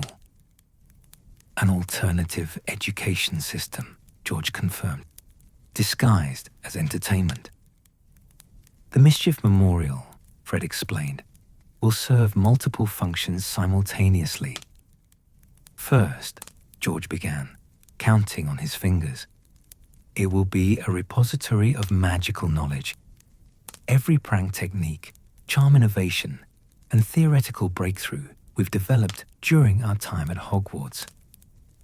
Preserved not just as instructions, Fred continued, but as interactive magical demonstrations that future students can experience and learn from. Second, George said, it will be a workshop space where students can develop their own magical innovations with guidance from enchanted mentoring systems we're building into the room's magical architecture. Third, Fred added, it will serve as a communication hub, connecting young troublemakers throughout the wizarding world and helping them coordinate efforts to make their communities better. And finally, George concluded, it will be a recruitment center for our real project. Real project? Neville asked nervously. Fred and George looked at each other, and something passed between them, a moment of perfect understanding and shared determination. Weasley's Wizard Wheezes, Fred announced. Our joke shop. Which isn't really a joke shop at all, George added with quiet intensity. It's a revolution, Fred explained, disguised as a business. The common room fell silent as the magnitude of their vision settled over the group. You're going to change the wizarding world, Ginny said softly, through joke products. Think about it, George said, leaning forward with growing excitement. Every product we sell will carry magical innovations that make life more joyful, more connected, more full of possibility. Families who've forgotten how to laugh together, Fred continued, will rediscover play through our inventions. Children growing up in households affected by war trauma, George added, will learn that magic can heal as well as harm. Adults trapped in boring jobs will remember that creativity and wonder are possible at any age, Fred explained. And most importantly, George concluded, every person who experiences genuine magical joy through our products will become a carrier of that joy, spreading it to others, creating ripple effects that could transform entire communities. But that's... Hermione paused, struggling to find words. That's not just business innovation. That's social magic on a massive scale. Exactly, Fred said with quiet satisfaction. Magic that changes how people relate to each other and to the world around them. But it only works, George added seriously, if we're willing to take the risk of leaving everything safe and familiar to build something completely new. Which brings us, Fred said, to the final phase of our Hogwarts legacy. The exit strategy, George announced, with returning mischief. You see, Fred explained, we could simply graduate normally, serve out our time under Umbridge's regime, and then start our business after receiving proper NEWTS. But that would be accepting the premise that her version of magical education is legitimate, George continued. And, Fred added, it would mean leaving behind all the younger students who still have years of her oppression ahead of them. So instead, George said, with a growing grin, we're going to leave in a way that demonstrates everything we believe about magic, mischief, and the power of refusing to accept the unacceptable. How? Ginny asked, though she was beginning to suspect she knew the grand finale. Fred announced, a magical spectacular so magnificent, so impossible to ignore or suppress, that it will remind everyone at Hogwarts, students, teachers, and tyrannical administrators alike, that magic is supposed to be wonderful and illegal according to about 17 different educational decrees, George added cheerfully. Which is exactly the point, Fred continued. We're going to break every stupid rule she's made all at once in the most spectacular way possible. As a demonstration, George explained, that some things are more important than following orders. Like what? Dean asked, caught up in the building excitement. Like the belief that students should be able to defend themselves, Fred said seriously. Like the principle that education should inspire rather than suppress. Like the idea that magic exists to make life better, not to control and diminish it. The technical details, George continued, involve coordinating 17 different magical systems throughout the castle, each designed to activate in sequence to create one unified demonstration of everything Umbridge fears most. Student agency, Fred listed, creative problem solving, unregulated magical innovation, joy in the face of authority, community solidarity, and the absolute refusal to be intimidated. Plus, George added, with a return of their trademark mischief, it will be really, really funny. But more importantly, Fred said, his expression growing serious again, it will be a gift to everyone we're leaving behind. A reminder, George explained, that no matter how dark things get, no matter how much authority figures try to crush wonder and creativity, the spirit of Hogwarts, the real spirit, not the corrupted version, is stronger than any decree or punishment. And, Fred added softly, it will activate the Mischief Memorial permanently, ensuring that future students will always have access to the tools and knowledge they need to fight back against oppression. The room was quiet for a long moment as everyone absorbed the magnitude of what the twins were planning. When? Neville asked quietly. Soon, George said, simply, very soon. Within the week, Fred confirmed. Before Umbridge can do any more damage to the students who can't fight back on their own. And after? Ginny asked, her voice thick with emotion. After, George said gently, we build the future we've been dreaming about.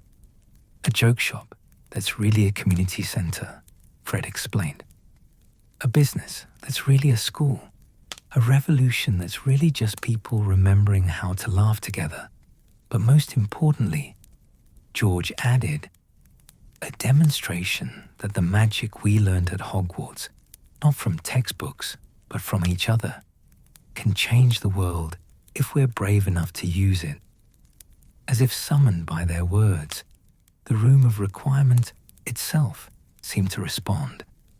The portrait hole swung open without anyone approaching it, and a soft, warm breeze filled the common room, carrying with it the scent of possibilities and the sound of distant laughter.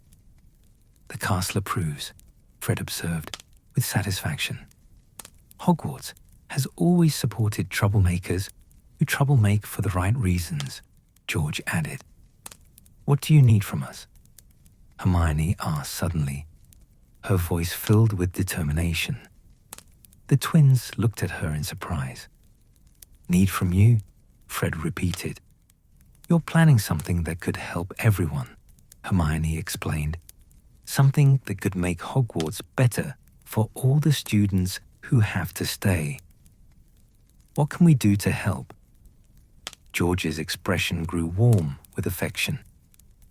"You already have helped, just by listening, by understanding what we're really trying to do. But if you want to be part of the legacy," Fred added thoughtfully, "then keep the stories alive." "Stories?" Dean looked confused. "Everything we've shared tonight," George explained. "The custard pies, the singing armor, the portrait network, all of it."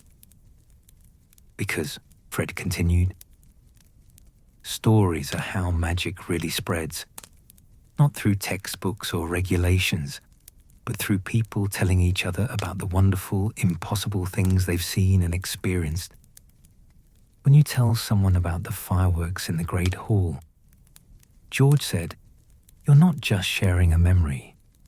You're planting the idea that magic can create beauty and bring people together." "When you describe the underwater Quidditch match," Fred added, "you're demonstrating that reality is more flexible and possibility is more vast than most people dare to believe. And when you talk about the portrait commons," George concluded, "you're proving that community and connection are possible even in the most unlikely circumstances." "So that's our final request," Fred said, standing up and stretching in the morning sunlight. "Tell our stories, share the laughter, pass on the possibility, and remember," George added, also rising, "that the best magic, the kind that really matters, happens when people choose joy over fear, creativity over conformity, and community over isolation." Even when, Fred continued, "especially when the authorities insist that such choices are impossible or forbidden." As the twins moved toward the dormitory stairs, their audience remained seated, processing everything they'd heard and learned. Fred, George, "Ginny," called softly. They turned back, eyebrows raised.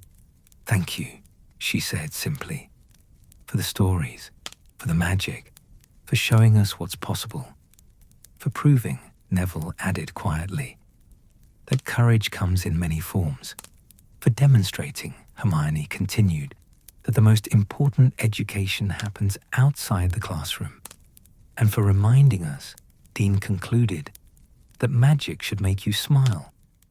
Fred and George exchanged one final look. 7 years of partnership, mischief, and shared dreams compressed into a moment of perfect understanding. "Remember," Fred said as they reached the stairs, "the best mischief isn't about chaos, it's about," George added with their signature grin, reminding everyone that magic should make you smile. And with that, they disappeared up the stairs, leaving their audience alone with the morning light and the certain knowledge that everything was about to change.